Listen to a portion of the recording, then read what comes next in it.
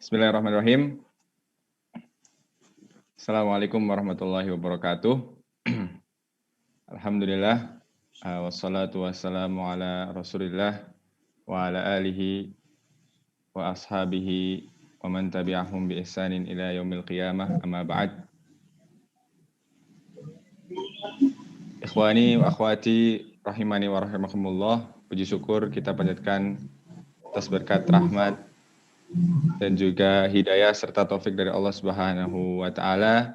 Pada kesempatan pagi yang berbahagia kali ini, ikhwani wa akhwati, kita bisa berkumpul untuk bersama-sama thalabul ilmi, menuntut ilmu. Semoga pertemuan kita pada kali ini mendapatkan keberkahan dan juga kebaikan dari Allah Subhanahu wa taala. Yang kedua, salawat serta salam kita ucapkan kepada baginda Nabi besar Muhammad sallallahu alaihi wa ala alihi wasallam, kepada keluarga beliau, para sahabatnya sekalian, dan juga umatnya yang setia mengikuti sunnah ajaran beliau hingga hari akhir nanti. Baik,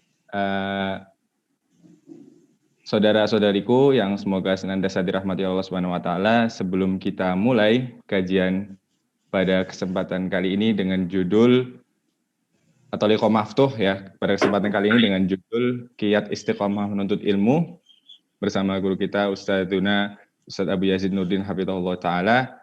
Kita akan sampaikan dulu tata tertib kajian pada kesempatan kali ini. Yaitu yang pertama, kami mohon kepada para peserta, baik ikhwan pun akhwat, untuk menonaktifkan mic dan juga video selama kajian berlangsung atau selama liqa maftuh ini berlangsung. Kemudian yang kedua, untuk materi insya Allah akan disampaikan nanti kurang lebih 1 jam, dan selanjutnya akan dilanjutkan dengan sesi tanya jawab. Nah, untuk teknisnya sesi tanya jawab, silakan yang ingin bertanya bisa melalui kolom chat maupun on mic. Ya, on mic, tetapi harus raise hand terlebih dahulu sebelum menyalakan mic-nya ya. Baru nanti dari moderator atau dari kami akan menunjuk siapa yang berhak untuk mengajukan pertanyaannya. Kemudian yang ketiga, kami akan kembali kepada kita semua dan juga saya pribadi untuk sama-sama meluruskan niat dalam kajian ini, yaitu mengharap ridha Allah Subhanahu wa taala, ikhlas, supaya bisa menjadi pahala dan juga keberkahan untuk kita semua. Baik, sekian tata tertib yang bisa kami sampaikan. Untuk selanjutnya, kita akan langsung masuk ke sesi kajian atau liqa maftuh yang kelima ini dengan tema Qiyat Istiqomah Menuntut Ilmu. Kepada beliau, Al-Ustaz Abu Yazid Nurdin, LC, Hafizahullah Ta'ala, waktu dan tempat kami persilakan. Falyatafaddal mashkura. Bismillahirrahmanirrahim. Alhamdulillah. Wassalatu wassalamu ala rasulillah wa ala alihi wa sahbihi wa man walah. Amma ba'd. Kita awali dengan muji dan bersyukur kepada Allah Subhanahu wa taala. Kita insyaallah mudah-mudahan masih terus mendapatkan hidayah dan selalu serta senantiasa kita mohon kepada Allah agar kita diberi hidayah oleh Allah Subhanahu wa taala, baik hidayah ila tariq maupun hidayah fit tariq. Kemudian salawat beriring salam tidak lupa kita sajikan kehadiran Nabi besar Muhammad sallallahu alaihi wasallam serta keluarga beliau dan para sahabatnya. Demikian juga kepada para ulama yang telah membimbing kita dan pengikut setia jalannya Rasulullah dan para sahabatnya sampai nanti di akhir zaman. Ayyuhal ikhwah wa ayyatuhal akhawat, talabatul ilm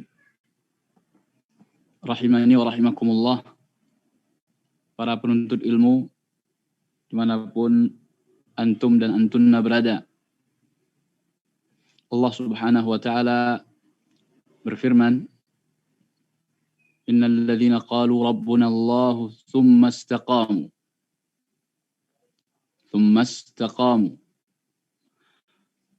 madza hasala bihim tatanazzalu alaihimul malaikah madza qalu alla takhafu wa la tahzanu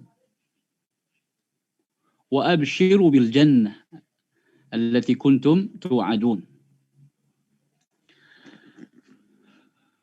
Allah Subhanahu wa taala berfirman, dan ini merupakan landasan atau dasar pembicaraan kita pada sesi liqa maftuh yang kelima, yang alhamdulillah telah diselenggarakan oleh Ma'had Ali An-Nur, Barnamij Al-A'immah wal Khutaba. Ini adalah liqa maftuh yang kelima. Dan sepengetahuan ana, liqa maftuh sebelumnya itu juga membahas seputar ilmu, semangat menuntut ilmu, bagaimana menumbuhkan kecintaan terhadap ilmu, dan yang semisalnya. Karena ma'asyiral muslimin wal muslimat rahimakumullah,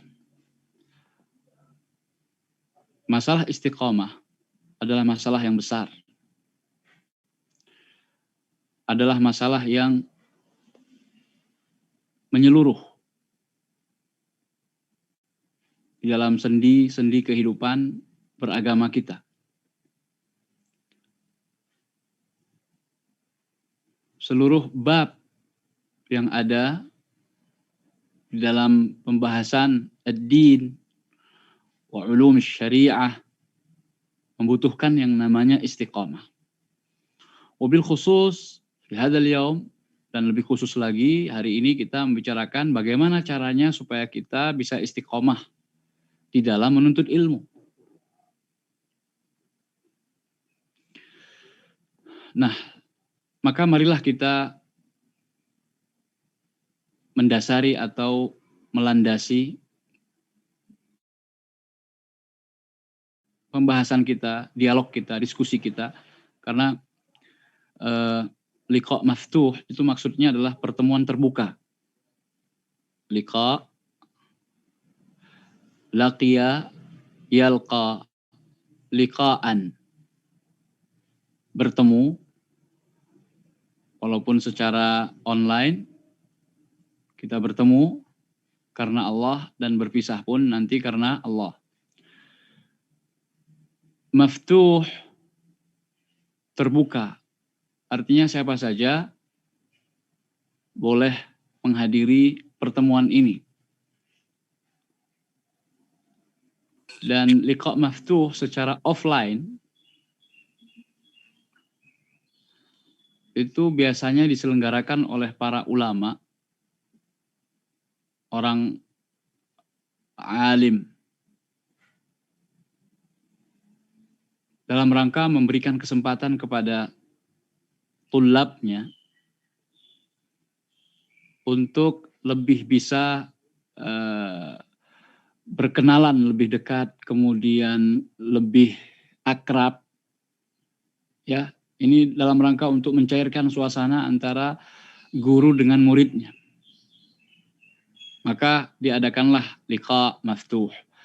Dan maftuh di sini memberikan isyarat bahwa lebih fleksibel, terbuka. Artinya apa saja di dalam pertemuan tersebut bisa menjadi objek pembahasan.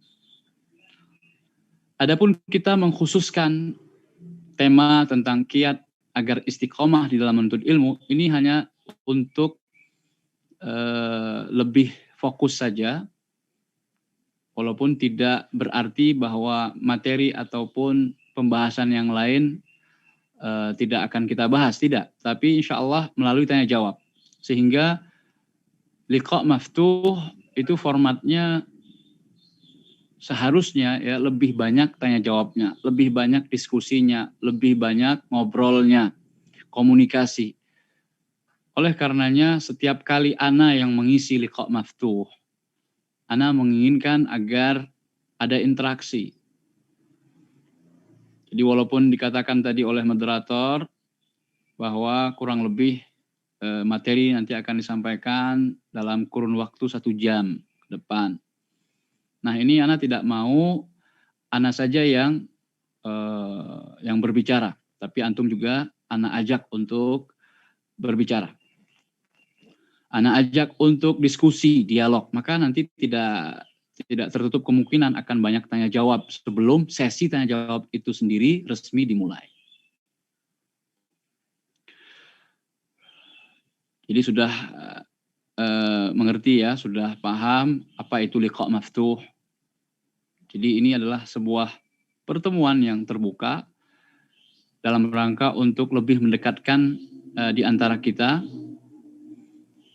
di antara pengampu, pemateri dengan santrinya, karena tidak bisa langsung datang ke rumah, ya, maka kita adakan secara online. Dan ini sudah menjadi program rutin dari Ma'had An-Nur untuk menyelenggarakan setiap bulannya ada liqa maftuh. Namun pada kenyataannya tidak berjalan sebagaimana yang diharapkan. Terkadang 1 bulan sekali, terkadang lebih dari 1 bulan kita belum mengadakan liqa maftuh. Namun ala kulli hal, alhamdulillah kita patut memuji dan bersyukur kepada Allah yang telah memudahkan kita untuk menyelenggarakan liqa maftuh, bahkan sekarang sudah sampai yang ke-5. Baik. Ayyuhal ikhwa wa akhwat rahimani wa rahimakumullah. Tadi kita sampaikan bahwa salah satu ayat yang membicarakan tentang istiqomah adalah ya dalam surat Fussilat itu ya. Innalladzina qalu, sesungguhnya orang-orang yang mengatakan Rabbunallah tsumma istaqamu. Tuhan kami adalah Allah. Kemudian mereka beristiqomah.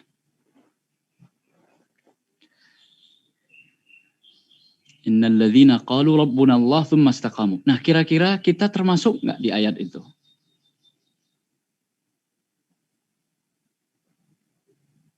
Dengan sangat yakin sekali kita mengatakan iya. Kenapa?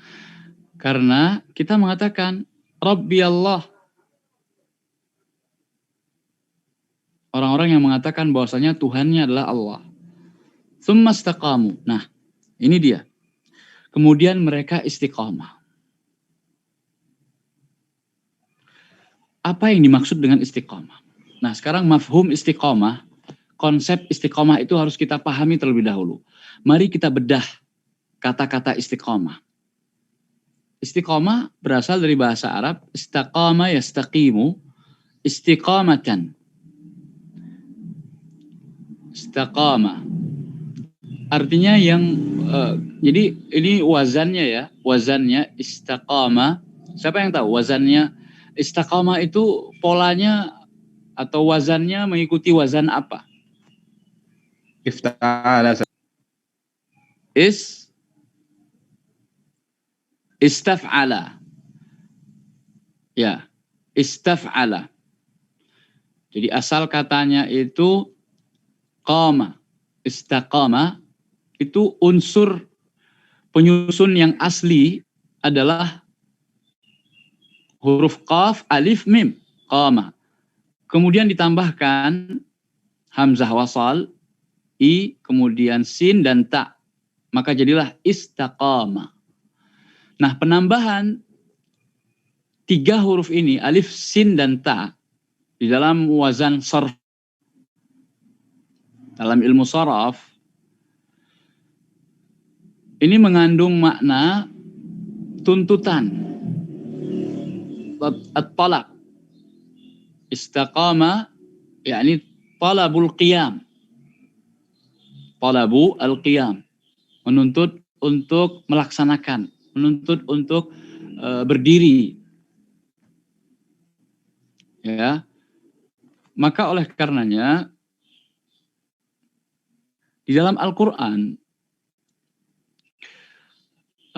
kita tidak menemukan kata-kata istiqamah dalam bentuk isim, istiqamah. Masdarnya itu tidak kita temukan dalam Al-Quran.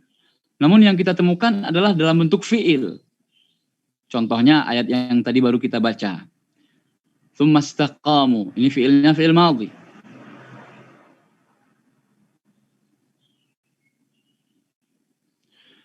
Dalam ayat yang lain, fastaqim kama umirt. Fi'ilnya fi'il amr.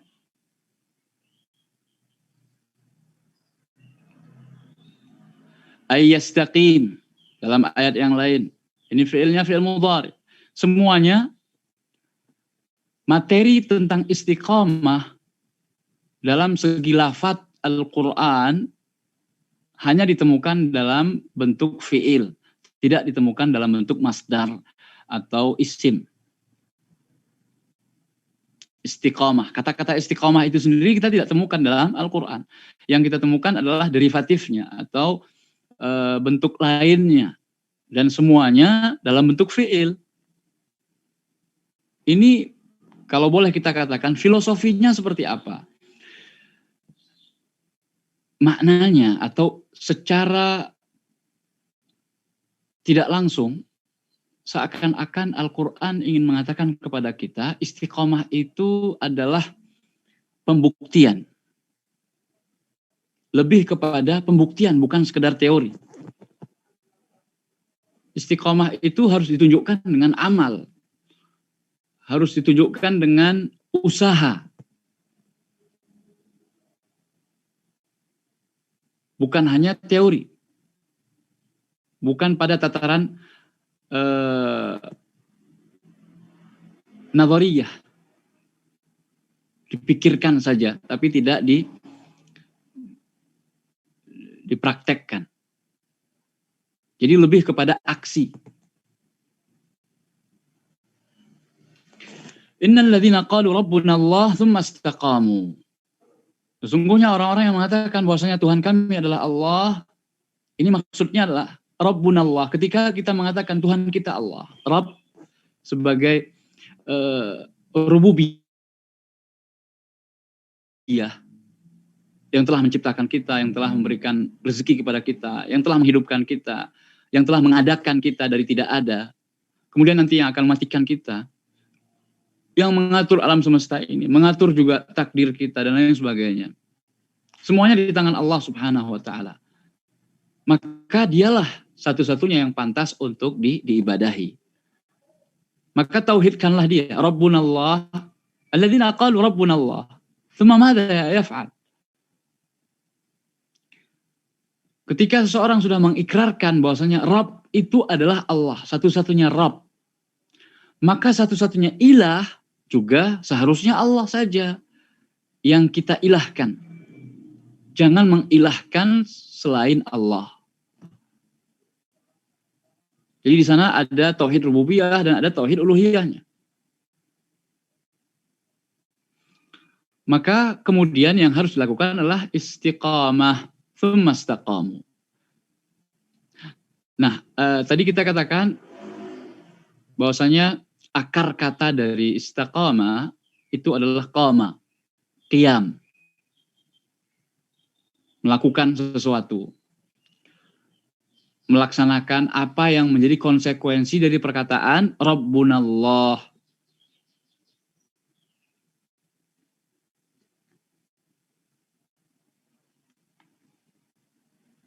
Ya, oleh karenanya, nah ini langsung kepada kiat yang pertama. Bagaimana caranya supaya kita bisa tetap istiqomah di dalam menuntut ilmu? Kiat yang pertama adalah kita mengerti betul apa itu istiqomah. Karena kebanyakan orang tidak paham apa itu istiqomah, maka apa yang terjadi? Yang terjadi adalah dia tidak istiqomah di dalam menuntut ilmu. Jadi istiqomah menuntut agar kita selalu bersikap lurus. Ya, qama itu kan artinya berdiri. Qama yaqumu qiyaman. Artinya berdiri. Kalau yang namanya berdiri, keadaan normalnya adalah lurus. Makanya ketika kita minta hidayah yang kita minta adalah berupa jalan yang lurus. Ihdina. Berikan kami hidayah ya Allah. As-siratal mustaqim. Yang berupa jalan yang mustaqim. Jalan yang istiqomah. Jalan yang istiqomah itu jalan yang lurus, yang tidak berbelok, menyimpang ke kanan atau ke kiri. Lurus. Karena lurus ini adalah satu sifat yang menunjukkan akan jalan atau jalan yang lurus itu maksudnya adalah jalan yang paling cepat menghantarkan seseorang kepada tujuan. Kalau kita ingin sampai ke tujuan, maka jalan yang ditempuh yang paling baik, paling ideal adalah jalan yang lurus. Bukan jalan yang berliku-liku, bukan jalan yang berkelok-kelok.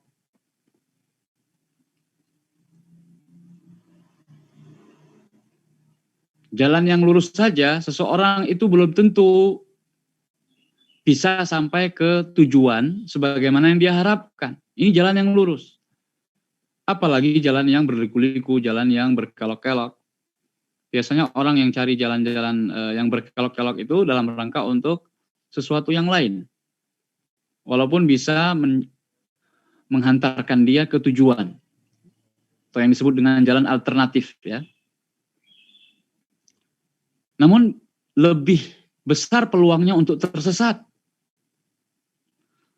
Untuk tidak sampai kepada tujuan. Maka usaha kita adalah dalam rangka untuk istiqomah itu berusaha untuk lurus. Pada hakikatnya kita sedang berusaha untuk lurus. Sesuai dengan jalur, jangan sampai keluar jalur. Bagaimana caranya supaya kita bisa sampai kepada tujuan yang kita inginkan dalam menuntut ilmu? Apa yang kita inginkan? Apa yang kita ingin capai? Dan bagaimana seharusnya ilmu itu dituntut? Nah, inilah yang perlu untuk direnungkan oleh para penuntut ilmu supaya bisa istiqomah. Saya belajar ilmu agama ini untuk apa? Jadi lebih kepada yang pertama itu kiatnya kita muhasabah. Introspeksi diri, evaluasi.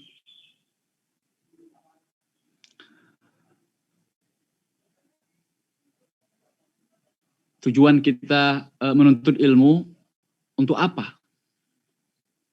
Apakah sekedar untuk diri kita sendiri? Kalau sudah menetapkan tujuan seperti itu, maka akan terbentuk pola belajar, bagaimana seharusnya dia belajar, atau manhaj, metodologi dia belajar.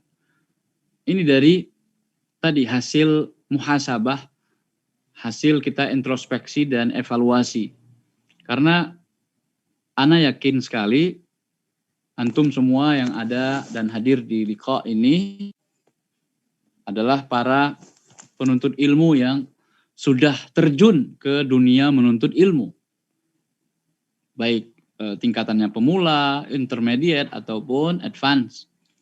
Bahkan yang sudah lama sekali menuntut ilmu, sangat perlu dengan materi atau tema-tema seperti ini. Bagaimana caranya supaya istiqomah di dalam menuntut ilmu? Yang pertama sudah kita katakan tadi, muhasabah, introspeksi, evaluasi.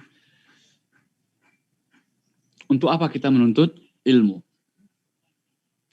Tadi refleksinya dari ayat yang kita jadikan sebagai dasar, innal ladzina qalu rabbuna Allah tsumma istaqamu.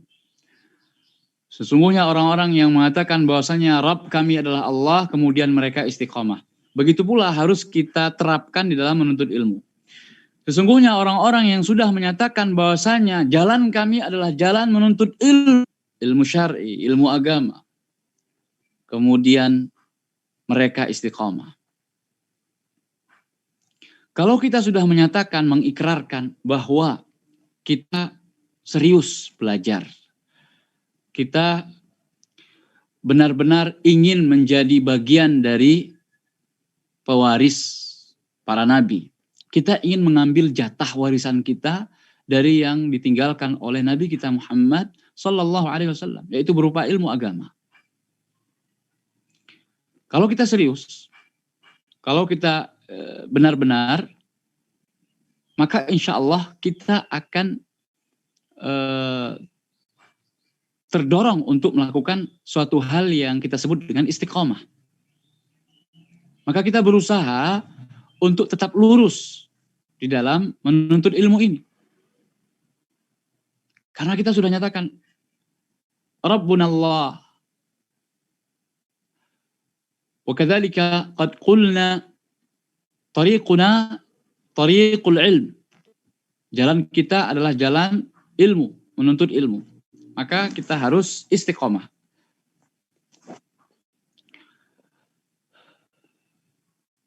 Namun kebanyakan kita, walaupun telah mengetahui dan telah berkali-kali diingatkan tentang hal tersebut, yang namanya penyakit futur, lemah semangat, ya, kurang semangat, down, atau istilah lainnya gagal move on, ya,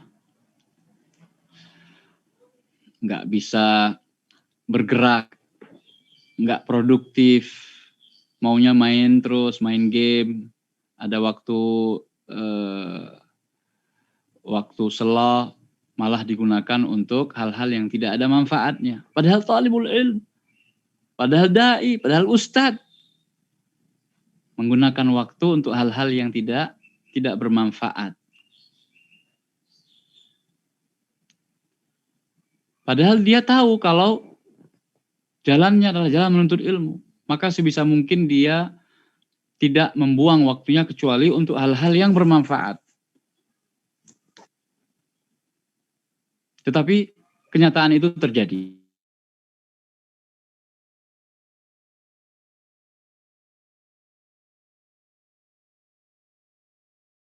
Maka ingat, balasan orang-orang yang istiqomah, balasan orang-orang yang serius menggunakan waktunya, benar-benar dia pergunakan sebesar-besarnya untuk kepentingan ilmu. Gimana caranya supaya dapat faidah? Gimana caranya supaya waktunya tidak terbuang percuma? Maka dia harus ingat balasan yang diberikan oleh Allah untuk orang-orang yang istiqamah. Apa kata Allah dalam surat Fussilat tadi? Tatanazzalu alaihimul malaikah. Nanti di saat kematian mereka, orang-orang yang istiqamah tadi, termasuk istiqamah menuntut ilmu, maka akan turun kepada mereka para malaikat. Dan mereka, para malaikat itu mengatakan, alla takhafu wa la tahzanu, menghibur kita. Karena saat-saat kematian adalah saat-saat yang mengerikan. Saat-saat di mana kita harus berpisah dengan segala sesuatu yang kita cintai di dunia ini. Kita akan meninggalkan mereka. Kita akan meninggalkannya. Sesuatu yang kita perjuangkan selama ini, sesuatu yang kita usahakan, sesuatu yang kita kumpulkan,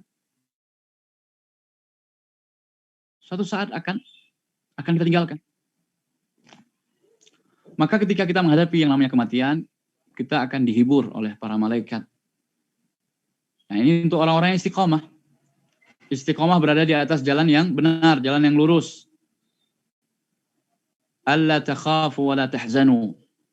Janganlah kalian takut dan janganlah kalian bersedih. Kata para ulama, alla takhafu Al-khawf ini al-khawfu fima yakunu fil mustaqbal. Janganlah kalian takut akan sesuatu yang kalian hadap nantinya di masa yang akan datang setelah kematian. Kenapa orang takut mati? Karena yang dia takutkan adalah apa yang akan terjadi setelah kematian itu. Apakah dia termasuk orang-orang yang thabit alal haq? Apakah dia termasuk orang-orang yang teguh di atas kebenaran ketika menjawab ujian-ujian setelah kematian? Atau termasuk orang-orang yang tidak mampu untuk bertahan, tidak mampu melewati ujian tersebut? Itu yang dia takutkan. Alla takhafu, dihibur, jangan takut terhadap apa yang akan kalian temukan nanti di masa-masa yang akan datang setelah kalian dicabut nyawanya, setelah kalian mati. Termasuk apa yang akan kita hadapi nanti di akhirat. Pada yaumul qiyamah, ketika saat-saat kita dibangkitkan. Wala tahzanu, dan jangan kalian bersedih. Hadza fima yutrak fid dunya. Bersedih atas apa yang dia tinggalkan di dunia, di belakangnya dia.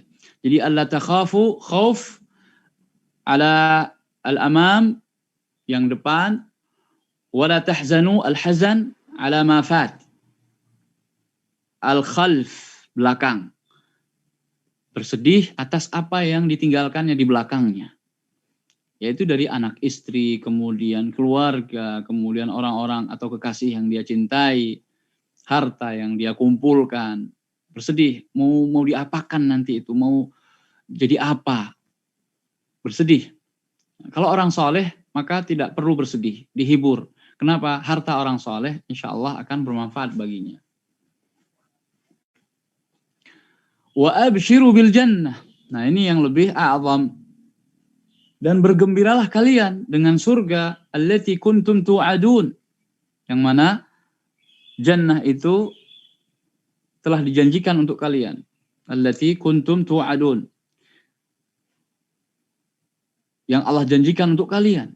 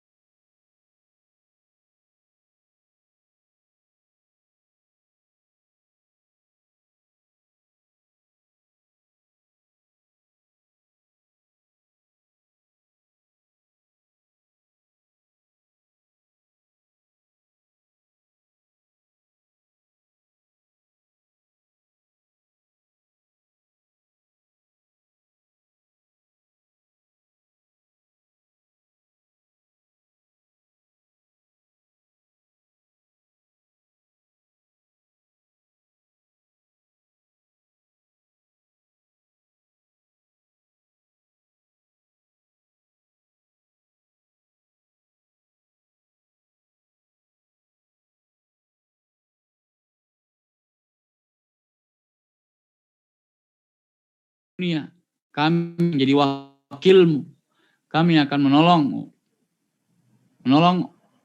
untuk menjaga anak-anak keturunanmu, menjaga istrimu, menjaga keluargamu, menjaga dakwahmu, menjaga ta'limmu, menjaga amal usahamu di dalam sebagainya.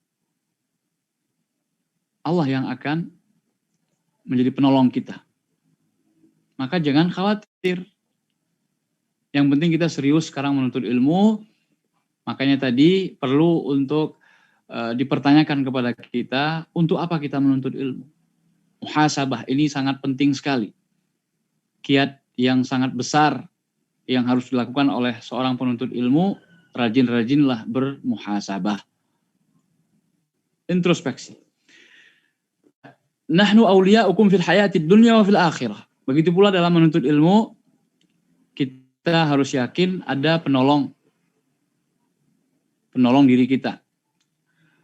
Maka disinilah kita perlu kiat yang selanjutnya ketika mau istiqomah dalam menuntut ilmu, doa dan harapan yang besar pada Allah Subhanahu wa taala agar terus memberi taufik serta hidayahnya kepada kita sehingga kita bisa istiqomah.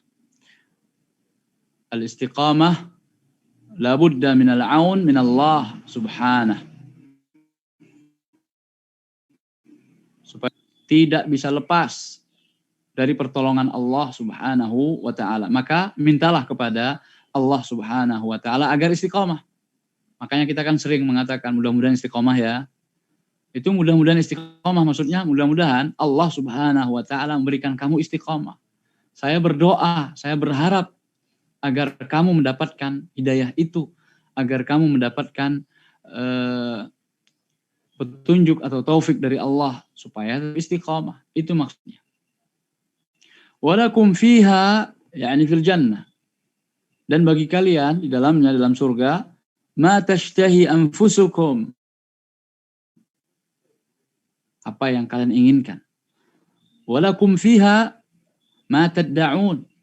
Dan bagi kalian di surga, apa yang kalian bersitkan di dalam benak kalian. Apa yang kalian minta, apa yang kalian inginkan, apa yang kalian cita-citakan, itu akan diberikan di surga. Apa saja. Nuzulan min ghafurir rahim. Nuzulan min ghafurir rahim. Sebagai bentuk jamuan, sebagai bentuk pemuliaan bagi kalian, min ghafurir rahim, dari zat yang maha memberikan maghfirah dan zat yang maha memberikan rahmat. Ghafur rahim. Coba lihat, Allah tutup ayat ini dengan namanya Ghafur dan Rahim. Tema awalnya yang di atas ya, innalladzina qalu rabbunallah tsumma istaqamu, istiqamah. Kemudian Allah tutup dengan Ghafur Rahim. Dengan maghfirah. Maghfirah ini kan pengampunan, berarti ada hubungan dengan dosa. Ya, ada hubungannya dengan dosa. Apa kira-kira hubungannya antara istiqomah dengan dosa? Iya, dalam ayat yang lain, kalau nggak salah surat Fussilat, Allah Subhanahu wa taala berfirman, "Fastaqimu ilaih wastaghfiruh." Fastaqimu ilaih. Ini fi'il amr ya. Maka istiqomahlah kepadanya. Astaghfiruh. Istiqomah kepada Allah dan beristighfar, mohon ampunlah kepadanya. Seakan-akan memberikan isyarat kepada kita bahwa kita tidak bisa istiqomah karena kita keberatan dosa. Maka butuh istighfar. Karena banyak dosa yang telah berlumuran dengan kezaliman. Entah itu kita sadari atau tidak sadari. Ada orang yang menganggap, Ustadz, saya nggak pernah melakukan dosa, tapi saya kok nggak istiqomah ya dalam menuntut ilmu. Kalau ada program belajar, itu di awal-awalannya saja. Saya semangat, Masya Allah, program baru mulai, saya semangat sekali. Tapi di tengah perjalanannya, kok semakin lama semakin memudar semangat itu, Ustadz. Nggak istiqomah lagi. Terus Ustadz mengatakan ada hubungan antara tidak istiqomah dengan banyaknya dosa. Makanya Allah berfirman, fastaqimu ilaihi wastaghfiruh. Dan tadi ayat yang kita jadikan landasan dasar pembicaraan kita, yaitu surat Fussilat ya, surat Fussilat. Di awal Allah katakan istiqamah, di akhir ketika Allah tutup, Allah pungkasi dengan nama Ghafur Rahim. Maghfirah dan rahmat. Ini kan kaitannya dengan dosa. Nuzulan min ghafurir rahim. Kenapa Allah tidak katakan nuzulan min rabbil alamin? Ya? Atau nama-nama yang lain? Kenapa Allah khususkan namanya Ghafur dan Rahim untuk menutupi ayat tadi, ayat tentang istiqamah? Pasti di sana ada hikmah, pasti di sana ada rahasia, sir, bal asrar. Rahasia-rahasia yang begitu banyak dan besar, namun kita wa ma utitum minal ilmi illa qalila. Tidaklah kalian diberikan ilmu kecuali hanya sedikit. Mungkin kita hanya mengetahui sedikit rahasianya. Alhamdulillah. Maka perlu menggali dan mentadabburi ayat-ayat Allah Subhanahu wa taala. Luar biasa. Nah, ternyata ada hubungan tadi sebagaimana kita katakan dan kita tegaskan bahwasanya kiat ketiga atau kiat berikutnya supaya kita bisa istiqomah adalah perbanyak istighfar. Karena Allah Subhanahu wa taala berfirman, "Fastaqimu ilaih wastaghfiruh."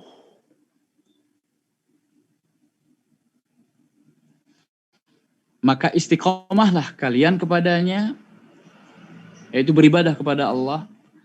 Ilmu, menuntut ilmu, ilmu agama ini adalah ibadah. Maka kita harus istiqomah. Nah, terkadang di dalam prakteknya keistiqomahan itu bisa sifatnya fluktuatif. Turun naik. Kadang naik, turun. Namun setiap orang berbeda ya. Kadang turunnya yang lebih drastis, naiknya cuma sedikit. Ada yang drastis naiknya, turunnya cuma sesekali sedikit. Berbeda-beda antar setiap orang. Maka itu dipengaruhi dengan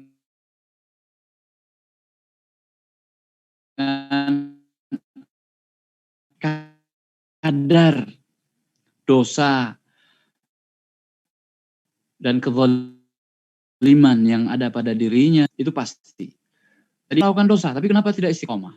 Nah, maka kita tanyakan dan kita katakan kepadanya. Atau kita tanyakan kepada diri kita sendirilah, karena ini maudhu'nya maudhu' muhasabah. Karena kita semua membutuhkan ini istiqomah. Tanyakan kepada diri kita sendiri. Dan jawab dengan jujur dari hati sanubari kita yang paling dalam. Apakah selama ini ketika kita menuntut ilmu tadi, semakin banyak amal soleh yang kita lakukan atau semakin menurun? Kemana Al-Quran atau mushaf yang sudah kita miliki? Apakah sering kita buka halaman demi halamannya, kita baca? Atau semakin kita menuntut ilmu, semakin kita disibukkan dengan mutala'ah dan lain sebagainya, Al-Quran kita tinggalkan? Pernahkah kita merasakan kelezatan ketika kita berkhalwat dengan Allah Subhanahu wa taala? Di malam hari atau di tengah malam, saat manusia pada tertidur, kita bangun dalam rangka untuk melaksanakan salat qiyam, salat al-lail, salat tahajud. Apakah kita sudah rajin dan rutin melakukan istighfar di saat-saat sahar, yaitu pada saat manusia melakukan sahur? Sahur disebut sahur karena makan pada waktu sahar, yaitu waktu di penghujung malam dan sebelum subuh. Itu makan sahur.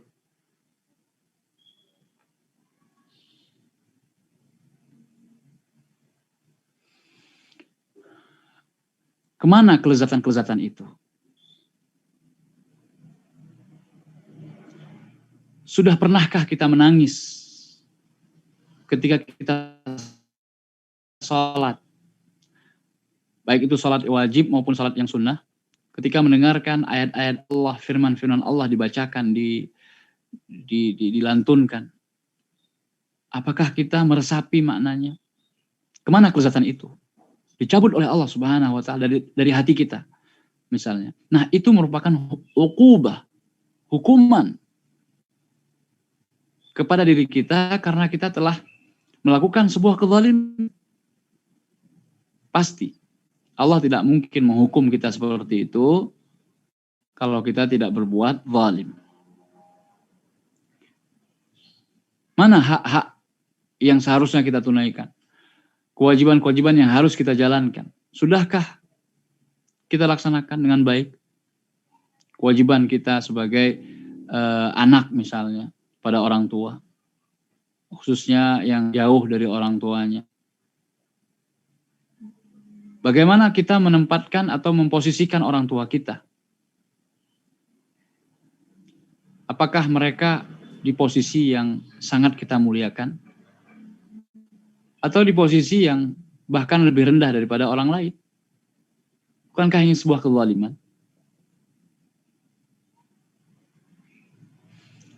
Ketika kita bermuamalah atau berinteraksi dengan guru kita yang mengajar kita, baik urusan dunia maupun apalagi urusan akhirat, kepada ustadz kita, apakah kita sudah menghormati hak-haknya atau kita sudah melaksanakan kewajiban sebagai seorang murid?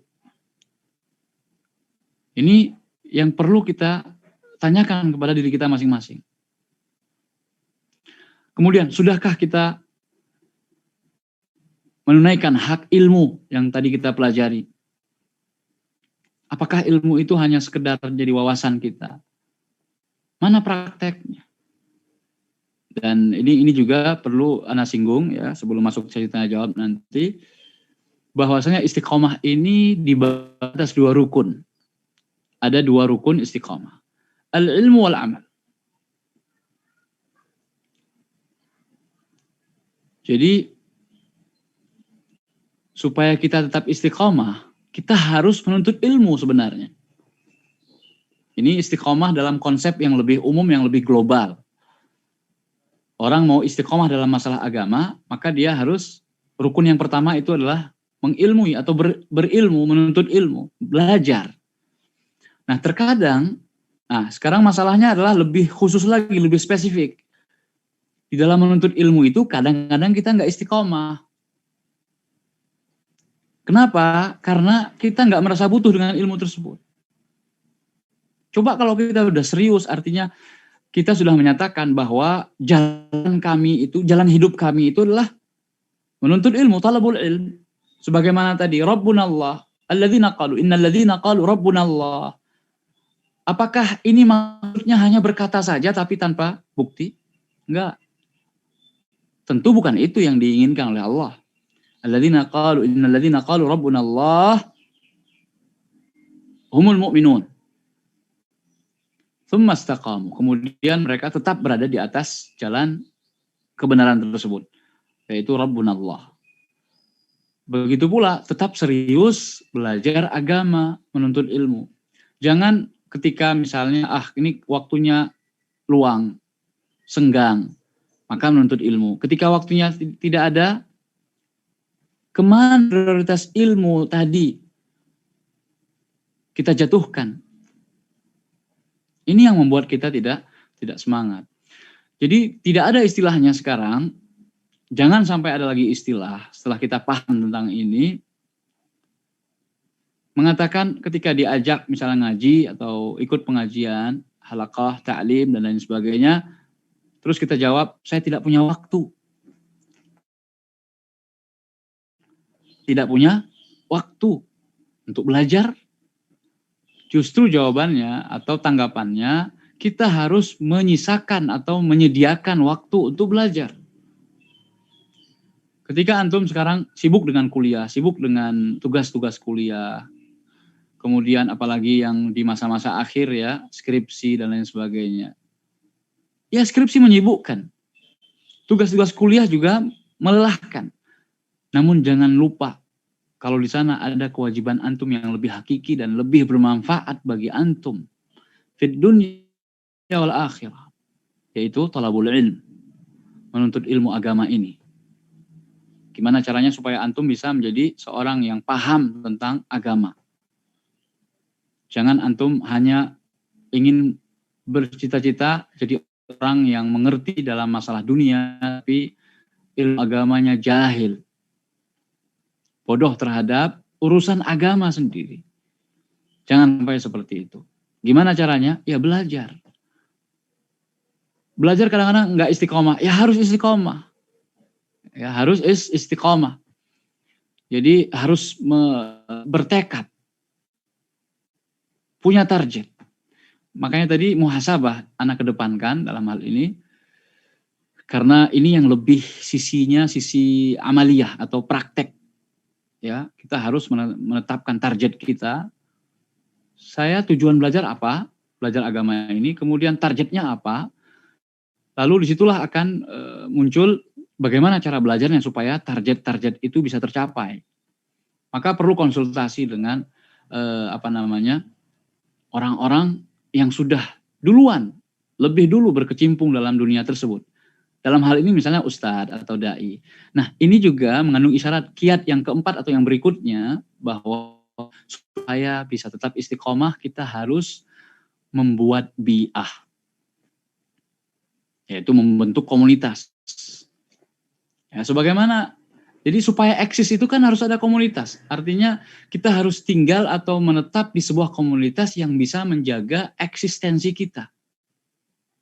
Maka tinggallah bersama para pelajar, orang-orang yang menuntut ilmu, tinggal di pondok pesantren. Ini salah satu kiat istiqomah. Tinggal di asrama, tinggal di ma'had, tinggal khusus tulab yang betul-betul selain dia kuliah umum, dia belajar dalam kegiatan belajar agamanya di situ. Ini yang bisa membuat kita istiqomah. Namun kalau kita belajar ya ngaji tapi tinggalnya bersama orang-orang yang berhura-hura, berfoya-foya dan lain sebagainya, mesti kita akan terikut. Karena syaitan di sana itu sangat haris, bahkan lebih haris daripada kita. Sangat semangat, bahkan lebih semangat daripada kita. Ya, ini misalnya ya, kita mengatakan, saya bertekad bulat ini untuk menuntut ilmu. Ya, benar-benar bertekad ini. Nah, setan juga bertekad luar biasa, bahkan lebih besar daripada kita untuk menggelincirkan kita, untuk menghambat kita, untuk menghalangi kita. Kita harus yakin dan sadar itu. Maka di sana ada jebakan-jebakan setan, perangkap-perangkap iblis, talbis iblis. Maka perlu belajar kitab yang sangat bagus sekali, Talbis Iblis, khususnya dalam masalah talibul ilm atau talabul ilm. Talbis Iblis untuk para penuntut ilmu. Dibahas di sana oleh Imam Ibnu Jauzi rahimahullah dalam kitabnya yang fenomenal itu, bagus supaya kita tahu mana perangkap iblis sehingga kita tidak terjebak di dalamnya. Dan perangkap iblis itu membuat kita akan terlena, membuat kita akan tidak istiqomah. Ya, jadi kiat yang keberapa anak nggak menghitungnya karena memang tidak ada persiapan khusus untuk maftul ini, hanya ayat saja, tadabbur ayat, kemudian dari ayat Al-Fatihah kemudian kita bisa mengambil atau mengais faedah demi faedah. Entah kiat keberapa, yaitu bi'ah, berteman dengan orang-orang yang rajin menuntut ilmu. Insya Allah kita juga bisa kecipratan semangatnya menuntut ilmu, karena kita butuh itu.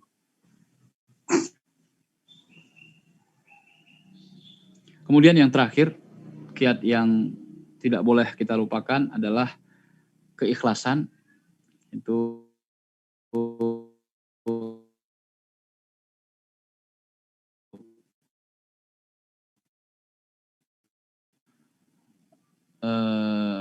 dengan makna yang mirip.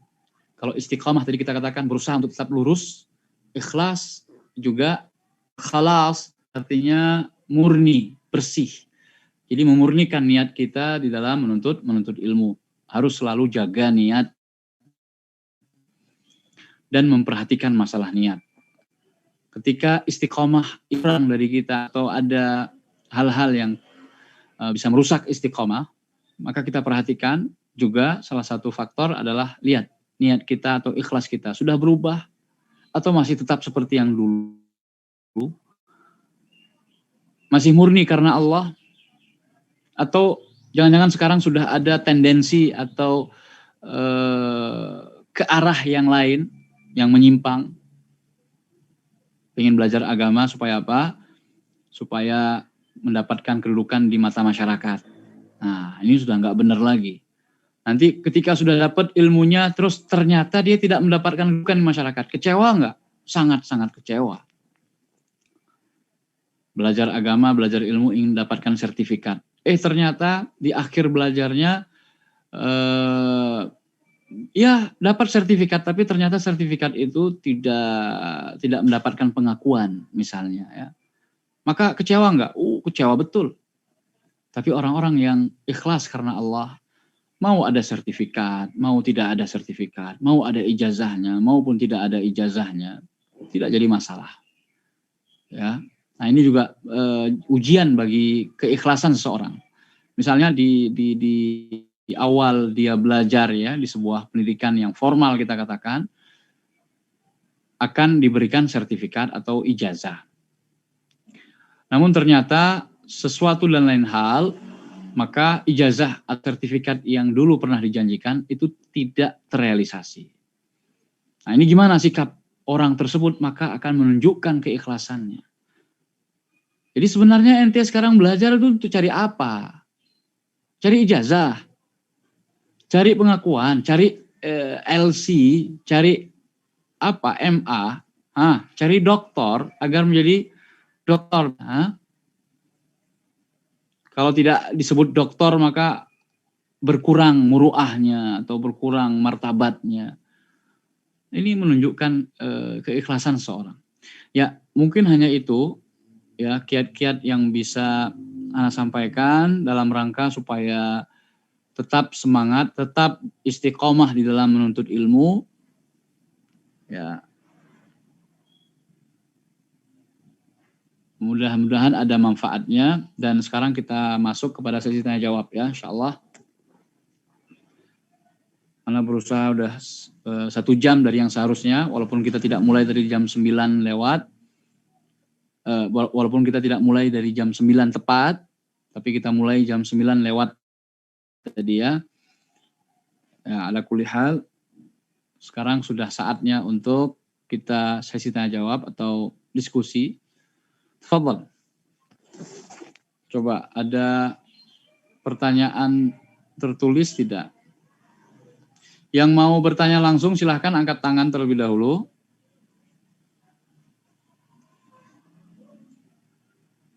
Ada chat ini 3. Oh. Ya, silahkan bagi yang bertanya. Atau sambil menunggu pertanyaan yang ditulis, ada yang langsung bertanya silahkan.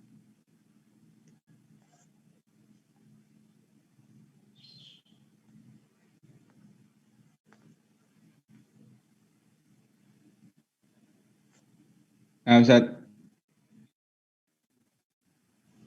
Ya, Ana izin siapa? bertanya, Ustaz. Oh, silahkan. Arman. Ya. Nah, Waalaikumsalam. Jadi teman-teman juga Ustaz yang kesibukan lain di samping menuntut ilmu. Nah, terutama ketika kita belajar ilmu alat, Ustaz, ilmu bahasa Arab. Nah, itu kalau awal-awal terasa sekali susahnya, Ustaz.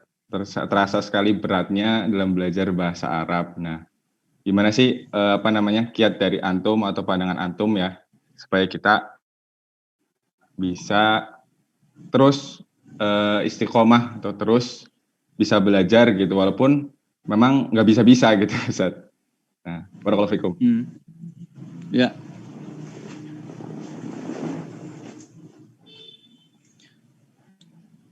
Salah satu cara supaya kita bisa istiqomah di dalam menuntut ilmu, khususnya atau lebih spesifik lagi menuntut ilmu agama, lebih khusus lagi ilmu alat, ya, yang mana kadang-kadang bagi pemula atau orang yang dari nol belajarnya, baru saja belajar masalah sebelumnya tidak pernah, maka akan terasa berat, ya, akan terasa berat, itu wajar. Namun jangan sampai perasaan berat itu menyebabkan dia menjadi mundur atau tidak bersemangat, tidak istiqomah lagi menuntut ilmu. Namun justru itu harus menjadi cambuk baginya supaya bisa seperti yang lainnya. Yang lain bisa, kenapa saya tidak bisa?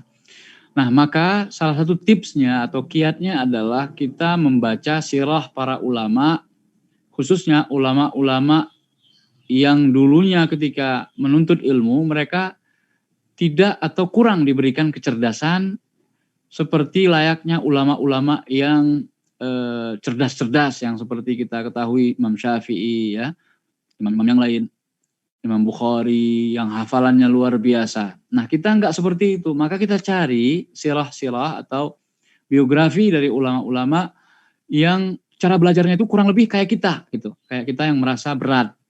Dan itu ada, walaupun tidak terlalu banyak misalnya ya.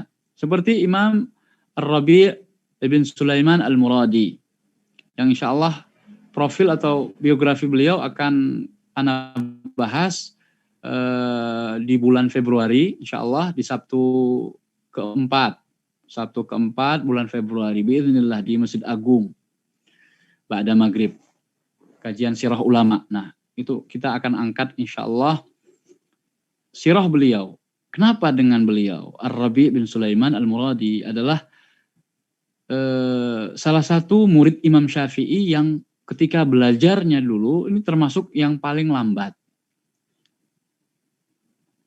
Di bawah rata-rata. Mungkin bisa kita katakan demikian. Di bawah rata-rata. Yang pemahamannya tidak secepat Al-Muzani, ya,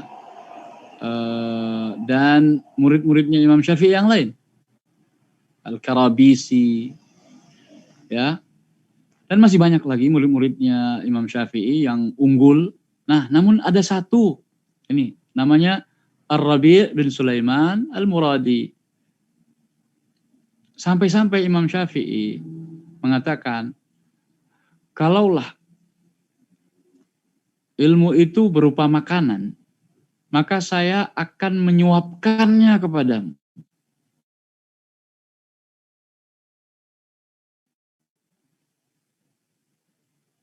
Biasanya kan kalau guru atau ustadz itu, ini ada ilmu, ya. Ini tidak, Imam Syafi'i menyuapkan makanan tersebut sampai disuapkan, dikupas misalnya kalau berupa buah-buahan yang ada kulitnya, dikupas kulitnya, kemudian dipotong-potong kecil-kecil, kemudian disuapkan, ya, ketika dilepeh misalnya ditampung lagi, seperti memberi makan anak bayi atau anak kecil. Imam Syafi'i sampai seperti itu. Jadi beliau ini dari sisi sang guru ya, Imam Syafi'i adalah sosok guru yang sangat luar biasa. Beliau tidak menganggap kalau Rabi ini bodoh, itu tidak, tapi dia hanya lambat. Maka saking kepinginnya Imam Syafi'i, saking besarnya keinginan beliau agar muridnya bisa, maka beliau rela, beliau ridha, bahkan beliau menawarkan diri, nih biar saya yang suapkan. Kalau seandainya ilmu itu berupa makanan, maka sungguh aku telah menyuapkannya kepadamu. La at'amtuk, kata beliau, la at'amtuk. Saya akan beri makan kamu. Maksudnya saya akan menyuapkanmu itu ilmu ke mulutmu. Namun kan ilmu itu tidak bisa seperti itu. Ini juga ibarat atau perumpamaan dari Imam Syafi'i yang begitu elok, sehingga muridnya berpikir, begitu besarnya keinginan seorang guru supaya saya bisa, masa saya tidak mau bisa? Kan begitu. Nah, juga peran dari seorang guru itu seharusnya seorang motivator, ya, yang bisa memberikan motivasi. Bahkan kalau bisa setiap dars, setiap pertemuan, setiap halaqah itu ya walaupun cuma sebentar, hendaknya dia berikan motivasi. Imma di awal atau di akhir atau di tengah-tengah. Kalau ada kesempatan atau momen dalam rangka memberikan motivasi, sampaikan. Ini juga nasihat ana buat antum sebagai calon pengajar. Karena suatu saat antum akan memberikan pengajaran kepada siapapun itu atas ilmu yang telah antum dapatkan. Beri motivasi. Jangan mematahkan semangat mereka. Jangan mengecilkan usaha mereka. Jangan meremehkan cita-cita dan angan-angan mereka. Kalau antum merasa kurang tinggi angan-angan mereka, tinggikan lagi. Kamu Jangankan seperti itu, kamu bisa lebih dari itu lagi. Kata-kata atau ya sepatah kata dari seorang mudarris itu bisa memberikan efek yang sangat luar biasa kepada muridnya.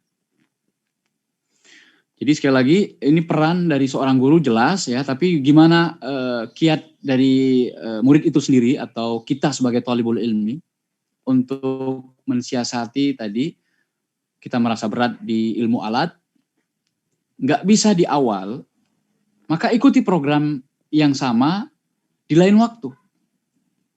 Kalau ada program yang sama lagi saya mau ikut. Bahkan kalau perlu saya akan mengulang pelajaran ini. Dan apa yang antum dapatkan di pelajaran kedua atau program untuk kedua kalinya tentu akan lebih banyak yang bisa antum dapatkan. Antum juga lebih siap dan antum bisa lebih paham. Jadi kalau di program pertama antum nggak paham, banyak nggak pahamnya, taruhlah kita katakan prosentasenya sekitar 40% yang bisa antum dapatkan faedah 40%. Nah, ketika antum ikut di program yang berikutnya atau program kedua, ya bisa jadi antum mengulang atau antum teruskan. Kalau seandainya memang mudarris memberikan kelayakan itu bagi antum, antum sudah pantas untuk ikut marhalah berikutnya. Silahkan antum ikuti. Maka konsultasi dengan guru tadi juga perlu. Ustadz, saya sudah begini-gini. Jadi jangan ambil keputusan sendiri. Nah ini penting. Jangan ambil keputusan sendiri. Ketika antum merasa, aduh berat banget ilmu nahwu. Muyassar misalnya, belajar i'rab, saya nggak paham. Apa itu mubtada, apa itu khabar. Ikut lagi. Tanya, belajar. Konsultasi.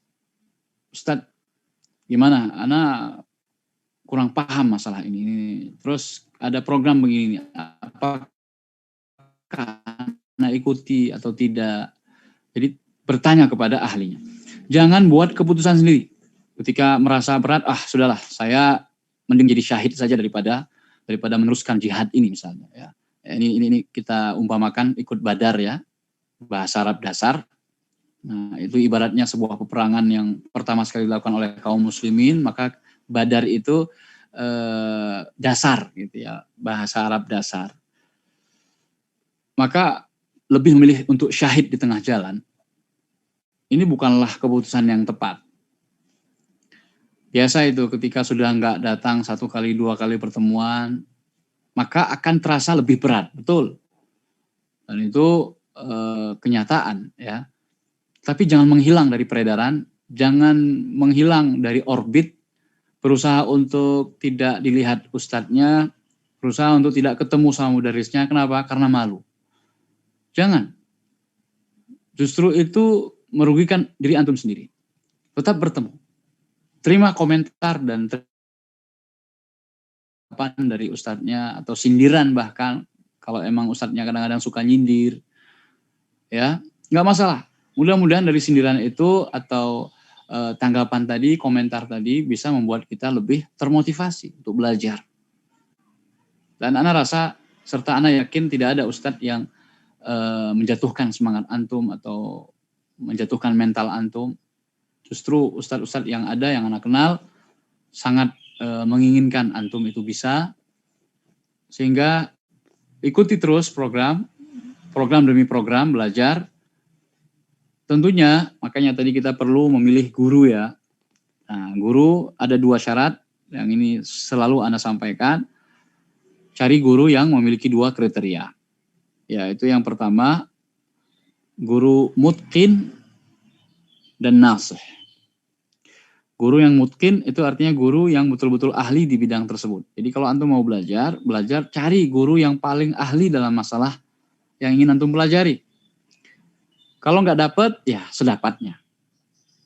Kemudian yang kedua, nasih. Nasih ini guru yang baik.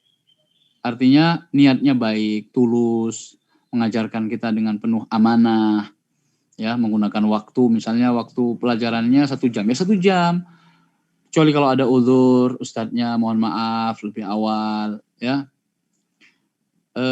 Kemudian dia punya keinginan yang sangat besar agar murid-muridnya bisa ditunjukkan atau pembuktiannya dengan cara ketika dia memberikan contoh, banyak sekali contohnya. Bahkan bisa dikatakan orang yang nggak paham dari penjelasan ustadz tersebut, misalnya sudah sedemikian banyak contoh diberikan ustadz, sudah sangat jelas bahasanya, kok nggak paham juga, maka sungguh keterlaluan, kan begitu. Sampai ada komentar seperti itu. Nah, ustadz-ustadz seperti inilah yang kita cari. Kita belajar dari beliau supaya kita bisa. Ya, mungkin demikian Arman. Mohon maaf terlalu panjang. Ada pertanyaan lagi yang lain? Ustaz. Jazakallahu khair. Ada Ustaz di kolom chat. Ana bacakan atau antum baca sendiri Ustaz? Coba antum bacakan aja, Ana agak susah. Nah, dari yang pertama dari Aulia Aziz bertanya mengenai bi'ah tadi Ustaz. Misalnya kita tinggal di lingkungan penuntut ilmu, namun di sisi lain kita ingin berbakti kepada orang tua, yang mana lingkungan di rumah kita bersama orang tua itu masih jauh dari ilmu. Bagaimana seharusnya sikap kita yang ahsan Ustaz? Jazakumullah khair. Ya, untuk kiat agar tetap istiqomah, kita perlu tinggal di bi'ah talabatul ilm, ya.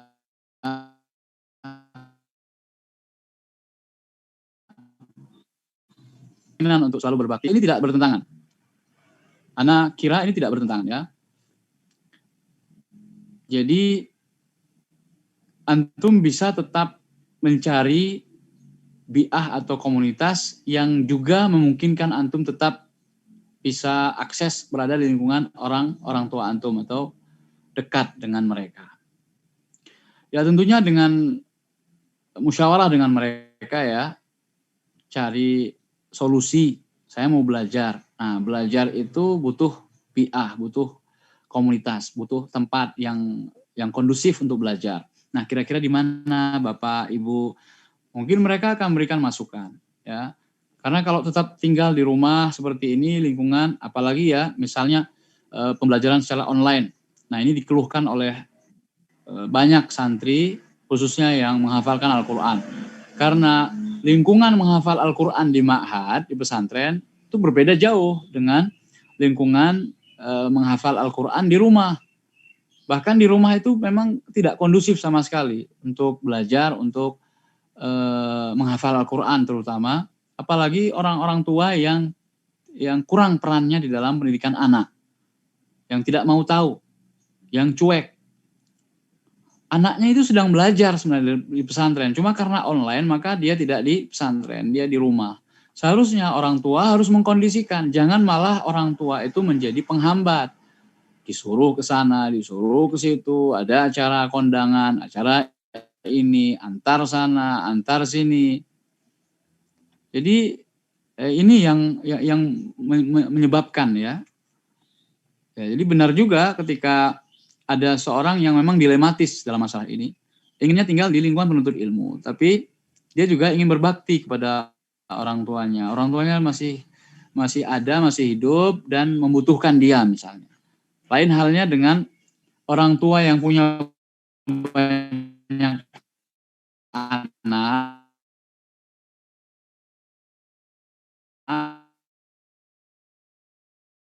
ingin belajar. Masalah adalah yang benar-benar dilematis tadi. Cuma dia yang bisa diandalkan untuk oleh orang tuanya untuk masalah dan maslahat rumahnya. Dan dia kepingin belajar menuntut ilmu. Nah, ini bagaimana, ya?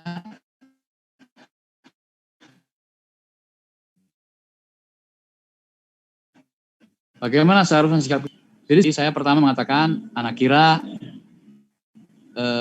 tidak selalu bertentangan, ya. Tapi ketika memang menghadapi situasi yang harus memilih salah satunya, ini yang disebut dengan tarjih.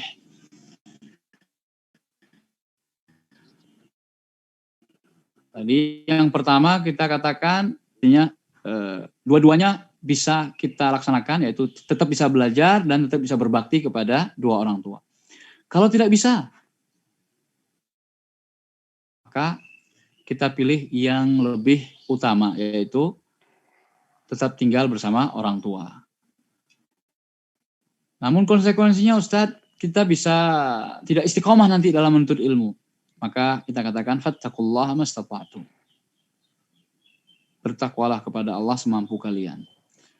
Sehingga ya kalau memang pada saat itu tidak bisa hadir dalam halaqah ilmu, ya tinggal izin, minta maaf, dan ketinggalan pelajaran tadi bisa dikejar di lain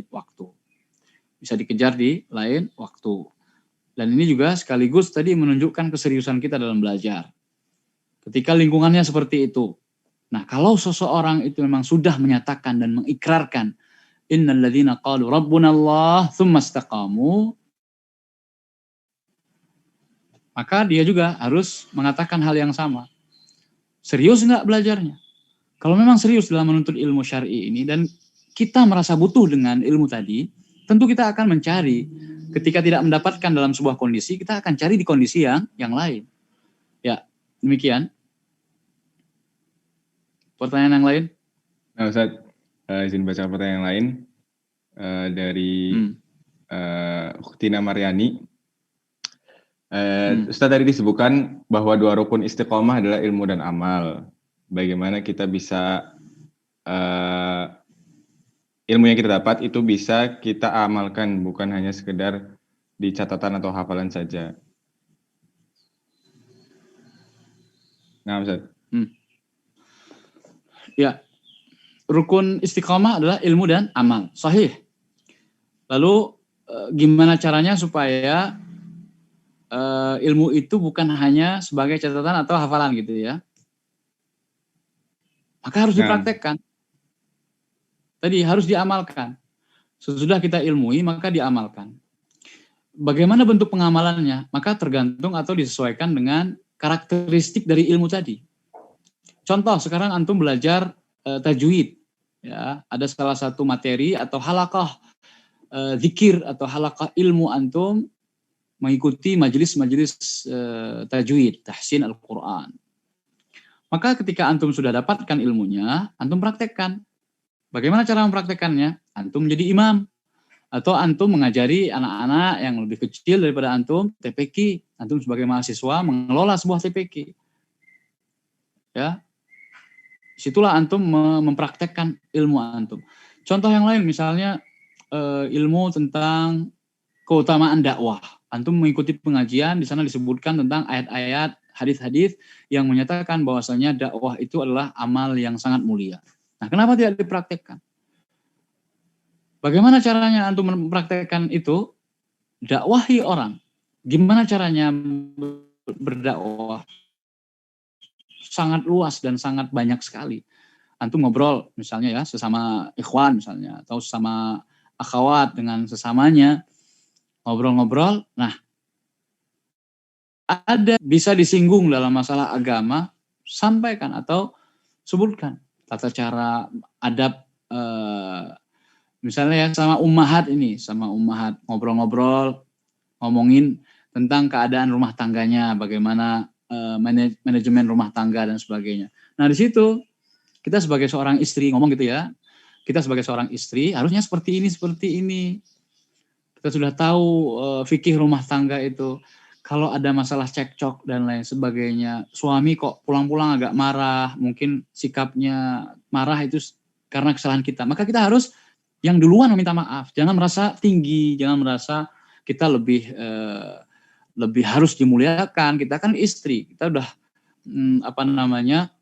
capek urusan rumah tangga dalam rumah, kok malah suami bawa pulang masalah. Maka cairkan masalah itu. Salah satu usaha dari istri adalah istri megang tangan suaminya, kemudian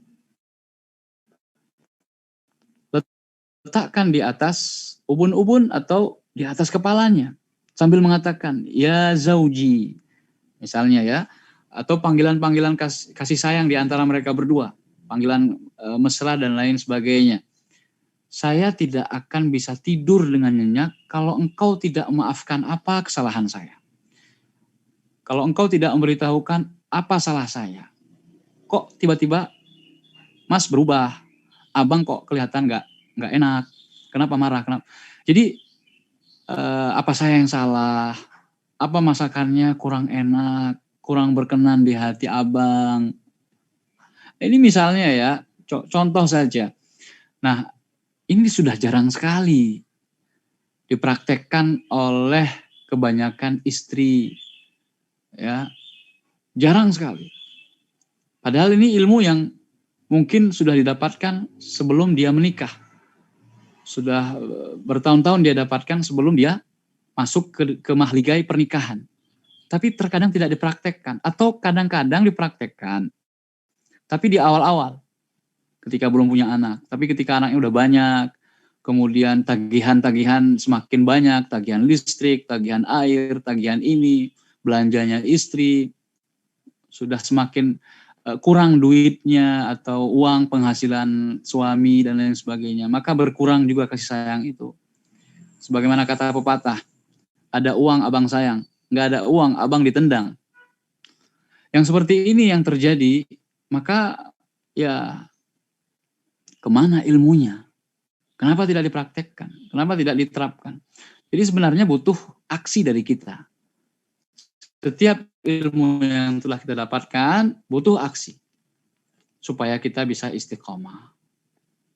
Kemudian ada pertanyaan lagi nih.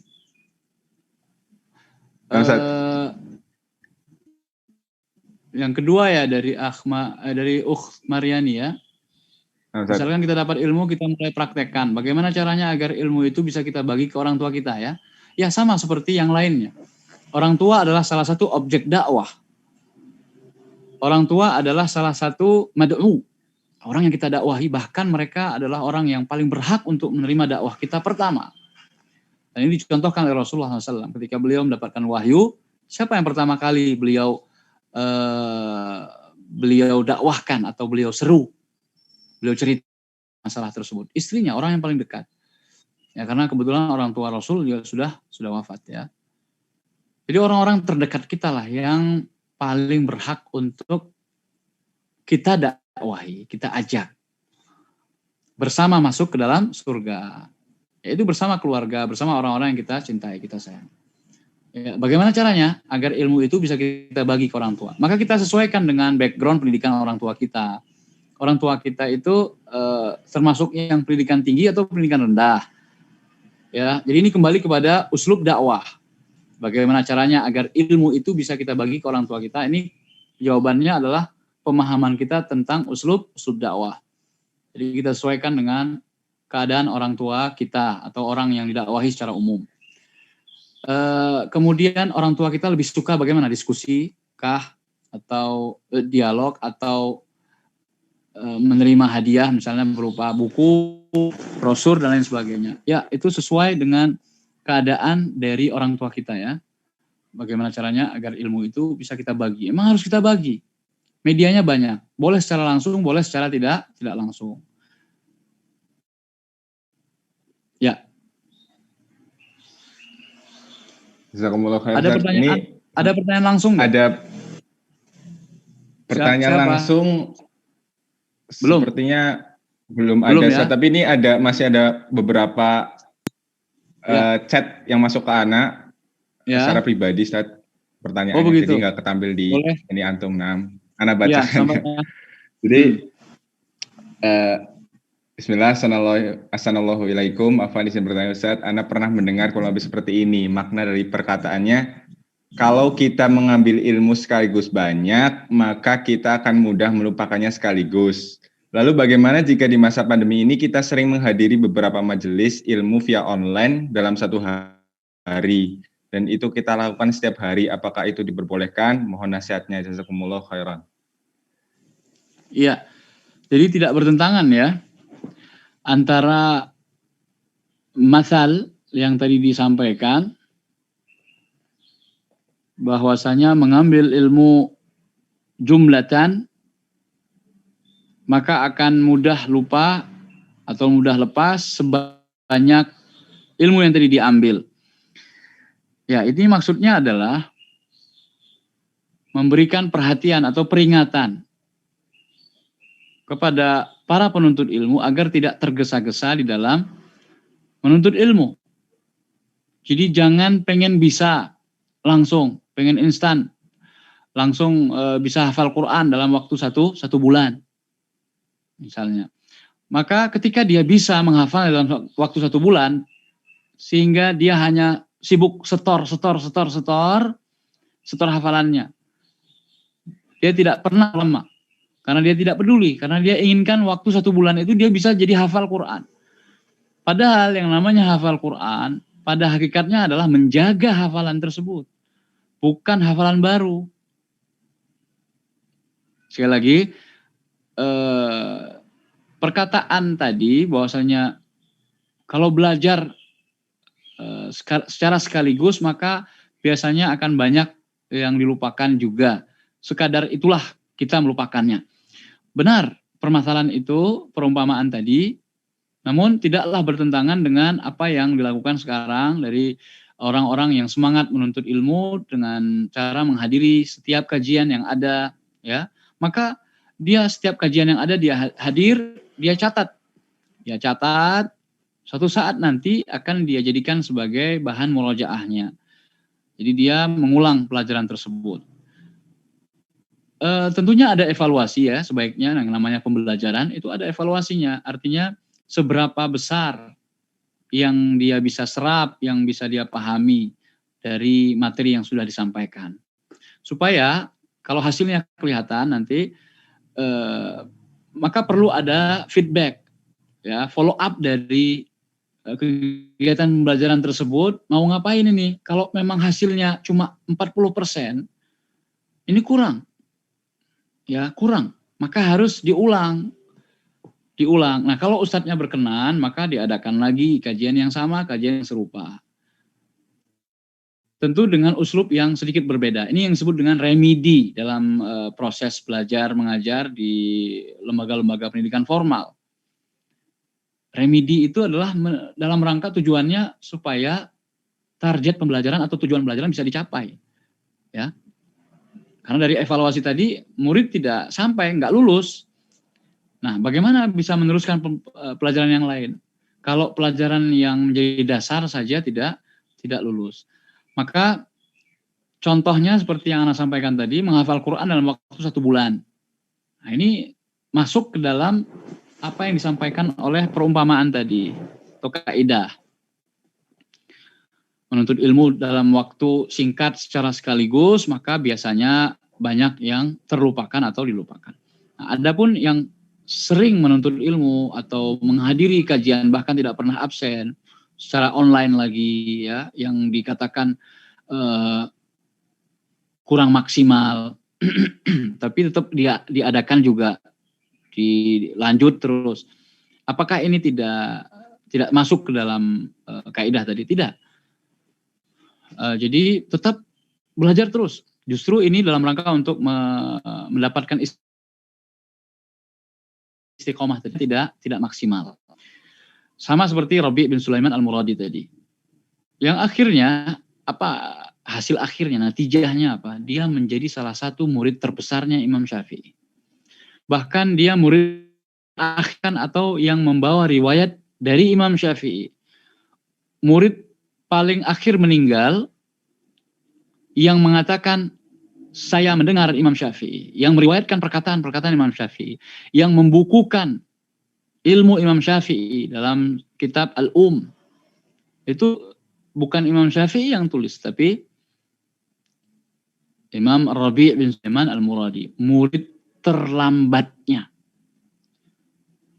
Subhanallah. Dan kitab Al-Um adalah rujukan dalam mazhab Syafi'i. Jadi tidak bertentangan. Terus belajar walaupun tidak maksimal dan jangan mau yang instan, tapi sedikit demi sedikit. Pakai prinsip sedikit demi sedikit. Insya Allah lebih bagus sedikit ya, tapi antum paham daripada banyak yang antum dapatkan, tetapi semuanya tidak ada yang membekas di dalam diri antum. Ya. Ada lagi pertanyaan? Nah, Ustaz, jazakumullah khairan. Masih ada lagi, Ustaz? Ana bacakan. Jadi, Ustaz, saya masuk suatu perguruan tinggi yang bukan atas kemauan saya, melainkan kemauan orang tua. Dan saya juga masuk jurusan yang qadarullah bertolak belakang dengan passion saya, Ustaz. Hal ini menjadikan saya kurang semangat dalam belajar di bangku kuliah ini, Ustaz, sampai sekarang. Saat ini saya di semester 5. Apakah saya berdosa karena tidak bersungguh-sungguh dalam kuliah? Dan saya... Jadi kuliahnya atau jurusannya tidak sesuai dengan minatnya gitu ya.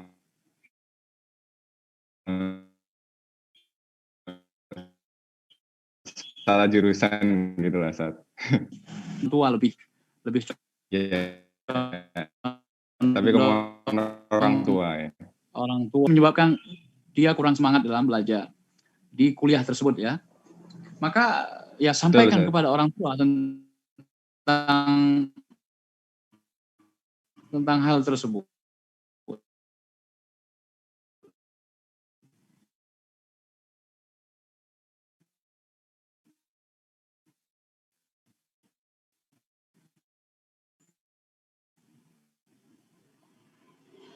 Bahwasanya karena ini bukan apa ya tua. Kebanyakan orang tua pengen anaknya jadi dokter. Padahal kita nggak minat sama sekali di kedokteran. Kita lebih minat pada yang lainnya. Tapi orang tua memaksakan. Dan itu sudah terjadi. Jadi bahkan sudah semester 5 sekarang misalnya. Sudah hampir setengah perjalanan.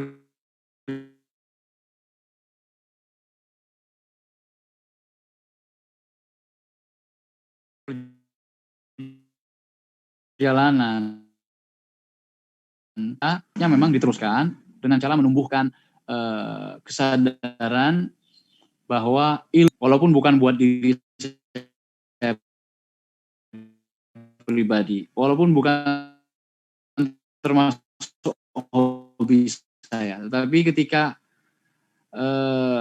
sadar bahwasanya ilmu ini dibutuhkan oleh masyarakat, dibutuhkan oleh orang banyak,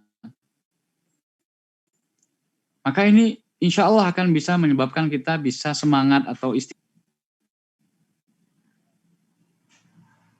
orang tua menginginkan kita jadi dokter, kita terpaksa itu dan ubahlah dia menjadi dorongan dan motivasi sehingga kita bisa belajar dengan sepenuh hati dan bisa memberikan kebahagiaan atau kesenangan bagi orang tua kita. Dan ini harus diyakini dan disadari bahwa tujuan kita atau apa yang kita lakukan adalah sebuah amal ibadah yang sangat besar dalam rangka untuk menyenangkan hati orang tua. Nah ini makanya kita perlu belajar ilmu agama supaya dunia kita itu nggak rusak. Supaya dunia kita itu terarah. Supaya ilmu dunia kita itu lebih bermanfaat. Ini yang penting. Jadi banyak dulu ya di zaman ana atau sebelum ana, itu kalau sudah ngaji, kalau sudah tahu sunnah, seakan-akan antara ilmu kuliah dengan ilmu agama itu bertentangan. Ya ini disebabkan karena memang adanya ikhtilaf ya, adanya ikhtilaf campur baur antara mahasiswa dan mahasiswi dalam satu ruangan, duduknya sebelah-sebelahan. Namun itu bisa diantisipasi atau dicari jalan tengah atau jalan solusinya. Yaitu dengan memisahkan antara laki-laki dan perempuan dalam satu ruangan itu juga. Dan mengingatkan kepada teman-teman agar menjaga pandangan atau menundukkan pandangan kita. Nggak masalah, bisa. Jadi tetap belajar ilmu kuliah. Kalau memang nggak bisa seperti itu, Ustaz. Ya kita nggak bisa memaksakan orang untuk tundukkan pandangan, ya, apalagi memisahkan tempat duduk. Ya sudah, antum tidak. Orang lain mau ikhtilat dan lain sebagainya, antum tidak. Ya, tetap terus belajar dan bersabarlah. Sebelum nantinya insya Allah kita mudah-mudahan suatu saat ke depan bisa mewujudkan sebuah lembaga pendidikan pendidikan tinggi maksud Anda ya, perguruan tinggi yang syar'i. Ya, suatu saat ke depan nanti, dan sekarang sudah ada arah ke sana. Anda dengar dari KIPMI, komunitas ilmuwan dan pengusaha atau pelajar profesional Muslim Indonesia itu mau membuat sebuah institut teknologi yang syar'i biiznillah. Mudah-mudahan hal itu bisa tercapai nanti, dan kalau enggak kita yang merasakannya, ya adik-adik angkatan atau anak-anak kita bahkan insya Allah bisa merasakannya. Nah, ini perjuangan kita semua. Ya, jadi tidak bertentangan ya antara ilmu agama. Antum kuliah umum terus antum ngaji, ini bukan hal yang bertentangan. Nah, jadi niatkan tadi ilmu dunia antum untuk sebesar-besarnya demi kemakmuran atau hajat hidup orang banyak, masyarakat yang lebih luas. Antum niatkan ibadah, antum niatkan infak, ya. Ini hobi antum misalnya. Bisakah hobi menjadi ibadah? Bisa. Ya. Gimana caranya? Ustadz, saya hobi mancing. Bisa nggak jadi ibadah? Oh, sangat bisa. Saat antum mancing, istighfar. Astagfirullah, astagfirullah, astagfirullah. Isi dengan sesuatu yang bermanfaat, sesuatu yang bernilai ibadah. Jangan mikir yang enggak ya. Memang saat-saat mancing itu buat orang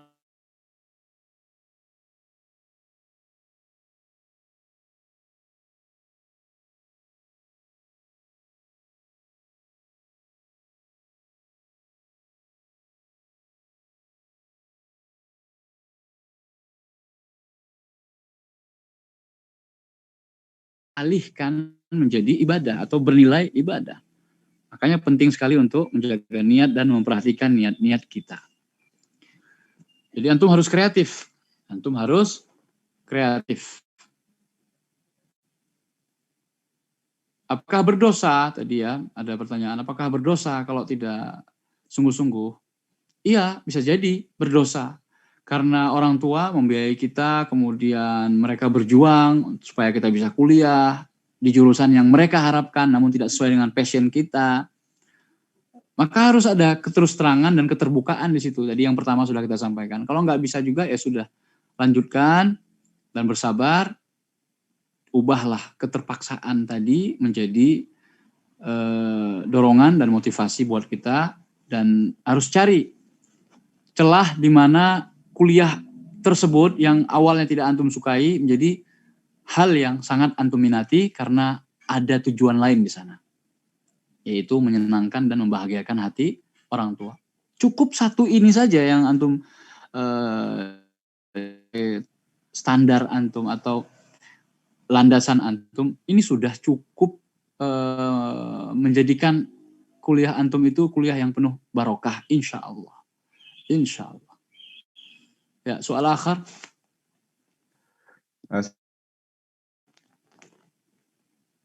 Kita sih ya, ini maksimal sampai jam 11 ini. Ini kolom chat. Nah. Oh boleh, alhamdulillah. Alhamdulillah. Assalamualaikum Ustaz, kami adalah seorang penghafal Al-Quran, Masya Allah. Cara mendalami Al-Quran itu bagaimana dan tafsir apa yang harus kita dalami bagi pemula? Kemudian cara apa yang harus dilakukan agar setelah kita menemukan metode belajar tafsir yang tepat, kemudian supaya istiqomah itu bagaimana? Ya, Masya Allah, ini pertanyaan yang bagus tentang bagaimana menghafal Al-Quran ya. Ya, menghafal Al-Quran yang paling bagus metodenya adalah metode para sahabat. Yaitu hum la yatajawazuna 10 ayat qabla al-fahm wal amal. Mereka para sahabat atau para salaf kita dulu tidaklah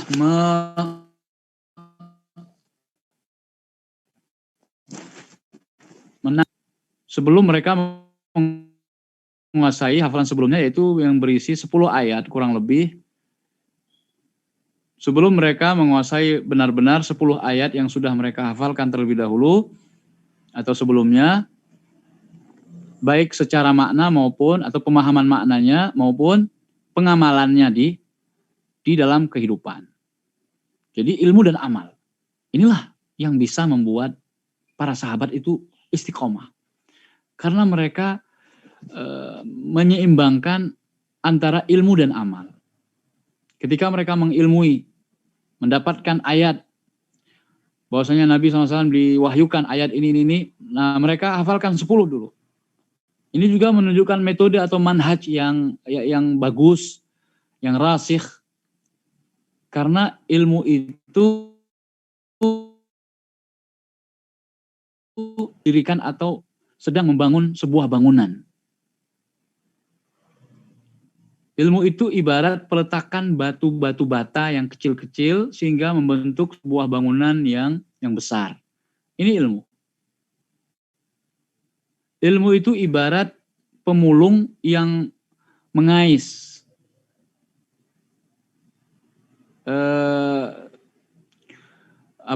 sampah-sampah yang kecil-kecil itu dia masukkan ke dalam karungnya, kemudian dia kumpulkan sedikit demi sedikit, maka akan menghasilkan sesuatu yang bisa dia manfaatkan. Makanya di dalam hadisnya Rasulullah SAW bersabda, "Man salaka tariqan yaltamis fihi ilman." Iltimas. Dalam riwayat yang lain, yaktabisu, iktibas.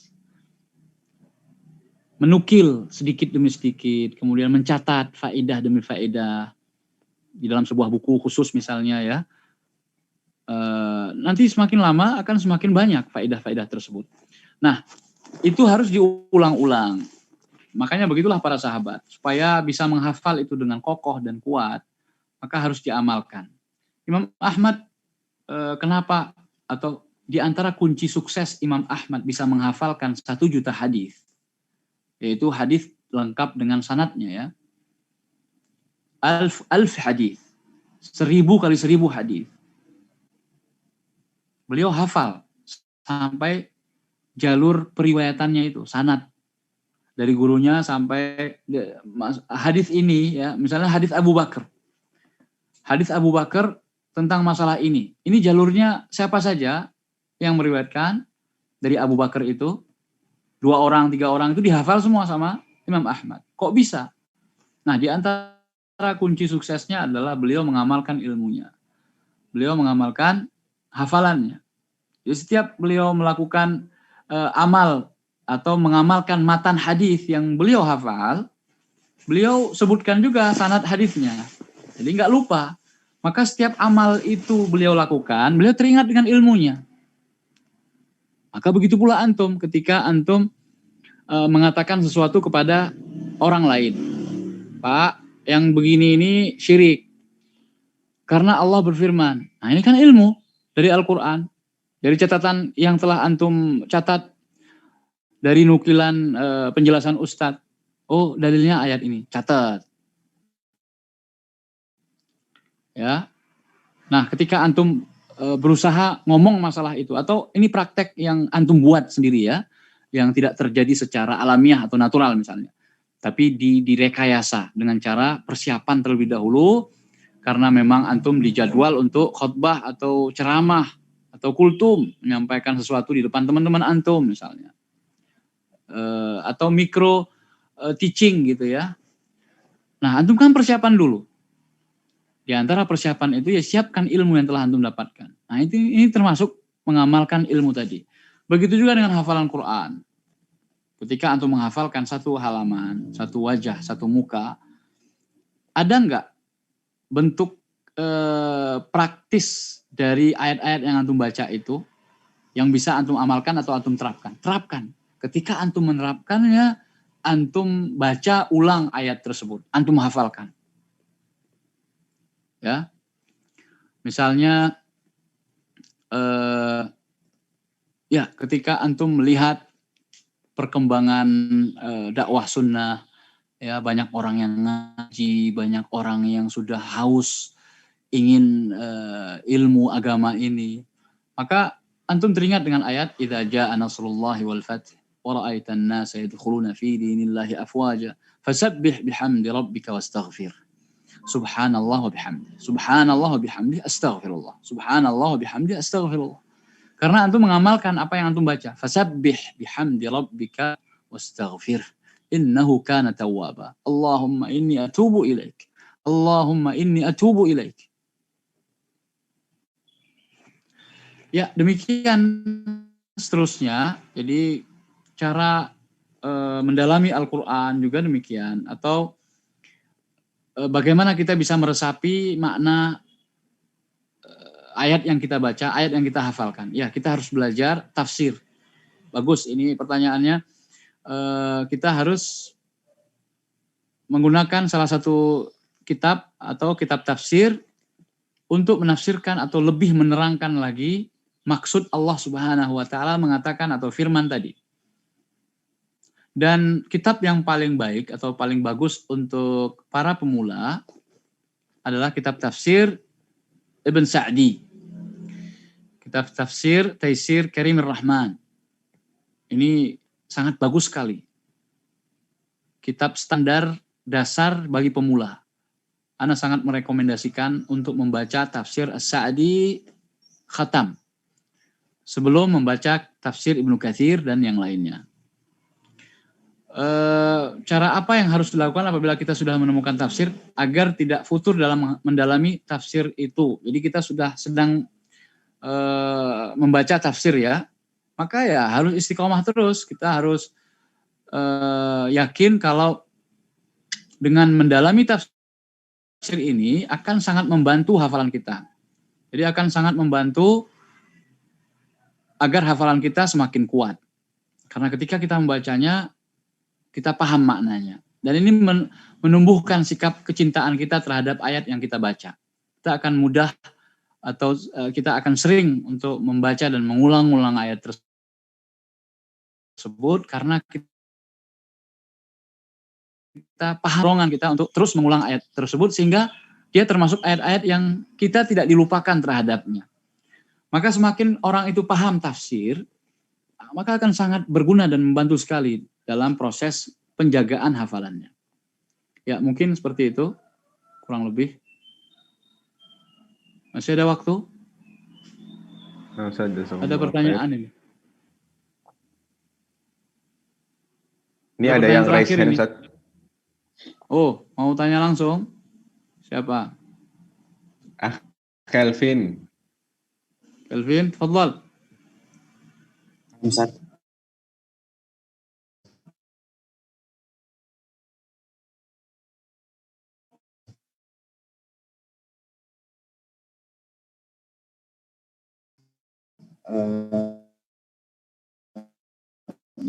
Bismillah. Ada 1000 dalam perkataan Ibnu Qayyim itu Allah berada di atas ars itu sama dengan mengatakan Ibnu Qayyim mengatakan ada 1000 bahkan 1000 dalil Allah Maha Tinggi atau Allah berada di atas ars. Apakah itu sama saja, Ustaz? Konsekuensinya, Ustaz?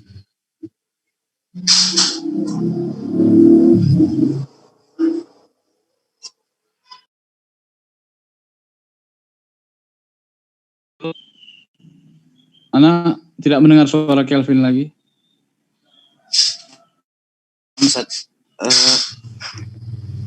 jadi pertanyaannya, Ustaz, kalau kita mengatakan Ibnu Qayyim mengatakan ada 1000 bahkan 1000 dalil yang mengatakan Allah Maha Tinggi. Ya. Apakah itu sama dengan Betul. Sama dengan Ibnu Qayyim mengatakan Allah berada di atas? Apakah sama seperti itu, Ustaz? Atau beda, Ustaz? Maksudnya apakah Allah berada di atas arsy gitu maksudnya? Bagaimana? Gak paham mana? Nah, Ustaz, misalnya kan misalnya kata Ibnu Qayyim itu anak dapat Allah berada di atas, ada 1000 bahkan Allah, 1000 dalil. Ada 1000 dalil yang mengatakan Allah di atas arsy. Ya. Nah, Ustaz. Terus kalau anak tarik kesimpulan, berarti ada 1000 dalil juga yang mengatakan Allah Maha Tinggi. Apakah itu sama? Ya, jelas. Naam. Jadi sebelum Syekhul Islam Ibnu Qayyim al-Jauziyah mengatakan perkataan seperti itu, para ulama mazhab Imam Syafi'i juga mengatakan hal yang sama. Artinya sudah lebih dikatakan, lebih dulu dikatakan oleh imam-imam atau ulama-ulama mazhab Syafi'i yang mengatakan bahwa kalau kita lihat dalam Al-Quran, maka kita akan temukan adanya lebih dari 1000 dalil yang menunjukkan kalau Allah itu maha tinggi. Ya, Allah menunjukkan kalau Allah itu maha tinggi. Jadi adapun dalil tentang istiwanya Allah di atas arasy itu mungkin nggak sampai 1000 ya. Dalil istiwanya. Tapi kalau dalil kalau Allah itu maha tinggi baik secara zat maupun sifat, ini bisa kita temukan lebih dari 1000. Baik secara langsung maupun tidak langsung. Banyak sekali dalilnya. Kalau kita mau menelusuri dan mentadabburi Al-Quran. Contohnya ketika Allah mengatakan bahwasanya Al-Quran atau Alkitab itu adalah munazzal tanzilan min rabbil alamin. Sesuatu yang diturunkan mesti berasal dari sesuatu yang tinggi. Berarti karena Al-Quran berasal dari Allah, maka Allah sesuatu yang tinggi. Zat yang maha tinggi. Nah dari situ aja ini dalil. Kalau Allah itu maha tinggi. Dan masih berapa banyak coba ayat-ayat yang membahas tentang tanzilan min rabbil alamin. Ya. Tanzilan mimman khalaqal arda was samawatil ula. Kata-kata as-samawatil ula ini dalil tersendiri. Jadi dalam satu ayat bisa lebih dari puluhan dalil. Dalil maksudnya istidlal, cara mendalili sisi di mana yang menunjukkan kalau Allah itu maha tinggi. Ya, sama ketika dikatakan bahwa Allah itu maha tinggi, ada 1000 dalil. Tapi tadi antum tanyakan pertanyaan atau pernyataannya itu seperti apa? Coba persisnya. Ibnu Qayyim mengatakan ada 1000 bahkan 2000 dalil yang mengatakan Allah di atas. Allah di atas gitu ya. Nah, ya, apakah sama dengan pernyataan kita bahwasanya ada 1000 bahkan lebih dari itu yang menyatakan bahwa Allah maha tinggi gitu? Iya, sama itu. Pernyataan yang sama, tidak bertentangan dan tidak berlebihan. Nah, saya ada waktu? Jazakallah khair. Wa iyyak. Sepertinya ada pertanyaan terakhir itu tadi. Ustaz. Mungkin ini terakhir ya, Ustaz? Nggak apa-apa, Ustaz? Ya, terakhir ya. Ya, tergantung waktu. Kalau Ana bilang tadi jam 11. Ya. Apa kesimpulannya pertanyaan?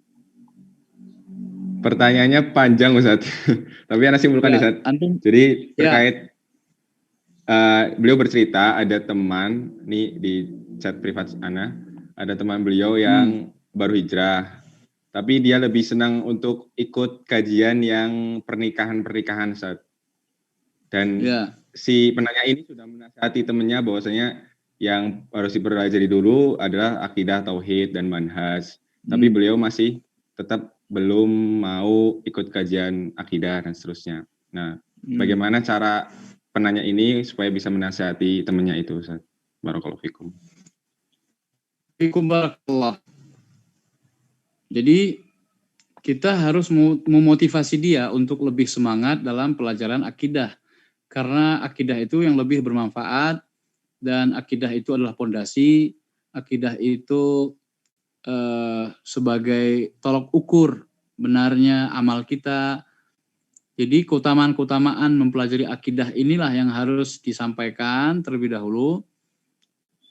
Dan dalil-dalil sudah sangat banyak sekali ya, baik dari Al-Quran maupun hadis Nabi SAW ataupun sejarah. Nabi itu ketika berdakwah, yang pertama sekali dibahas oleh Nabi adalah tauhid dan kesyirikan. Tauhid, syirik ini yang dibahas. Tema-tema tentang ketuhanan, tema-tema tentang nama dan sifat Allah Subhanahu wa Ta'ala.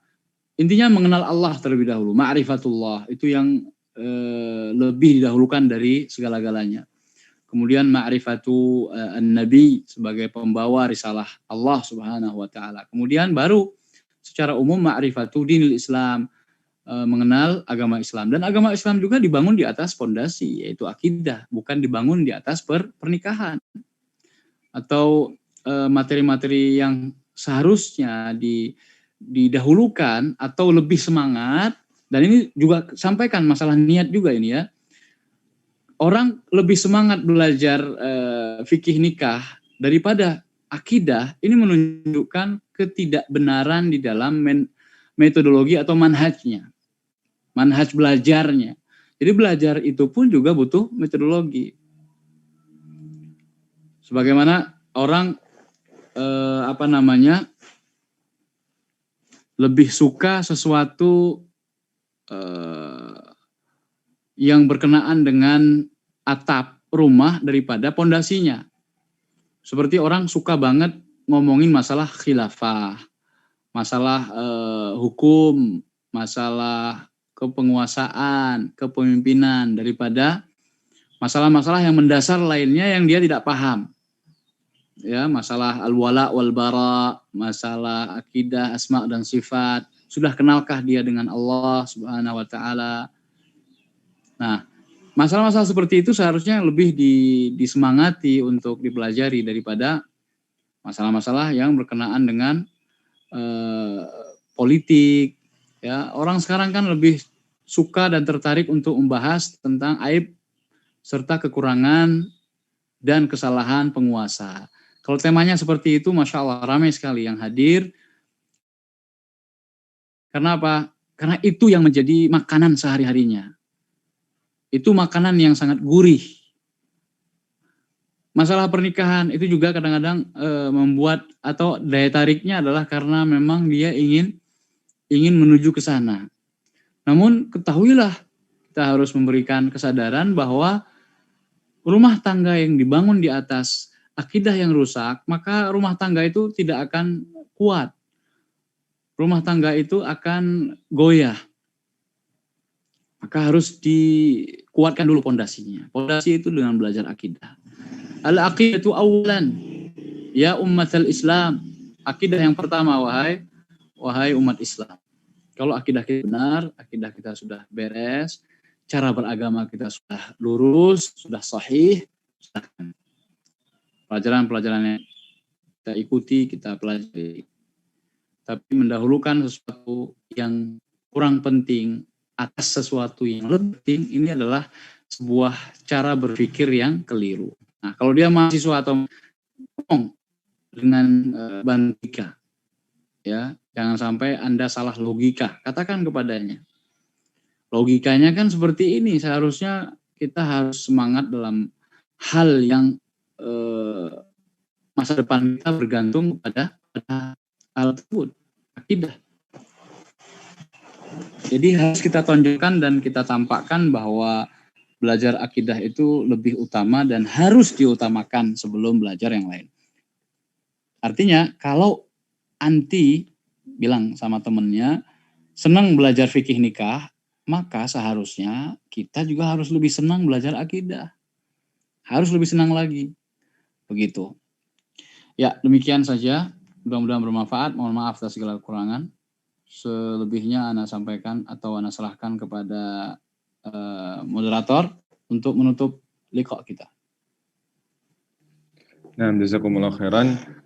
Baik, telah selesai atau telah sampai kita pada penghujung acara liqa maftuh yang kelima ini. Alhamdulillah, kita bersyukur pada Allah Subhanahu wa taala. Yang pertama kita ucapkan banyak terima kasih, matur suwun, jazakumullah khairan wa barakallahu fikum pada guru kita Ustadz Abu Yazid yang telah meluangkan waktunya untuk memberikan nasihat-nasihat dan juga ilmu kepada kita. Semoga Allah menjaga beliau, keluarganya, dan juga memberkahi ilmu beliau.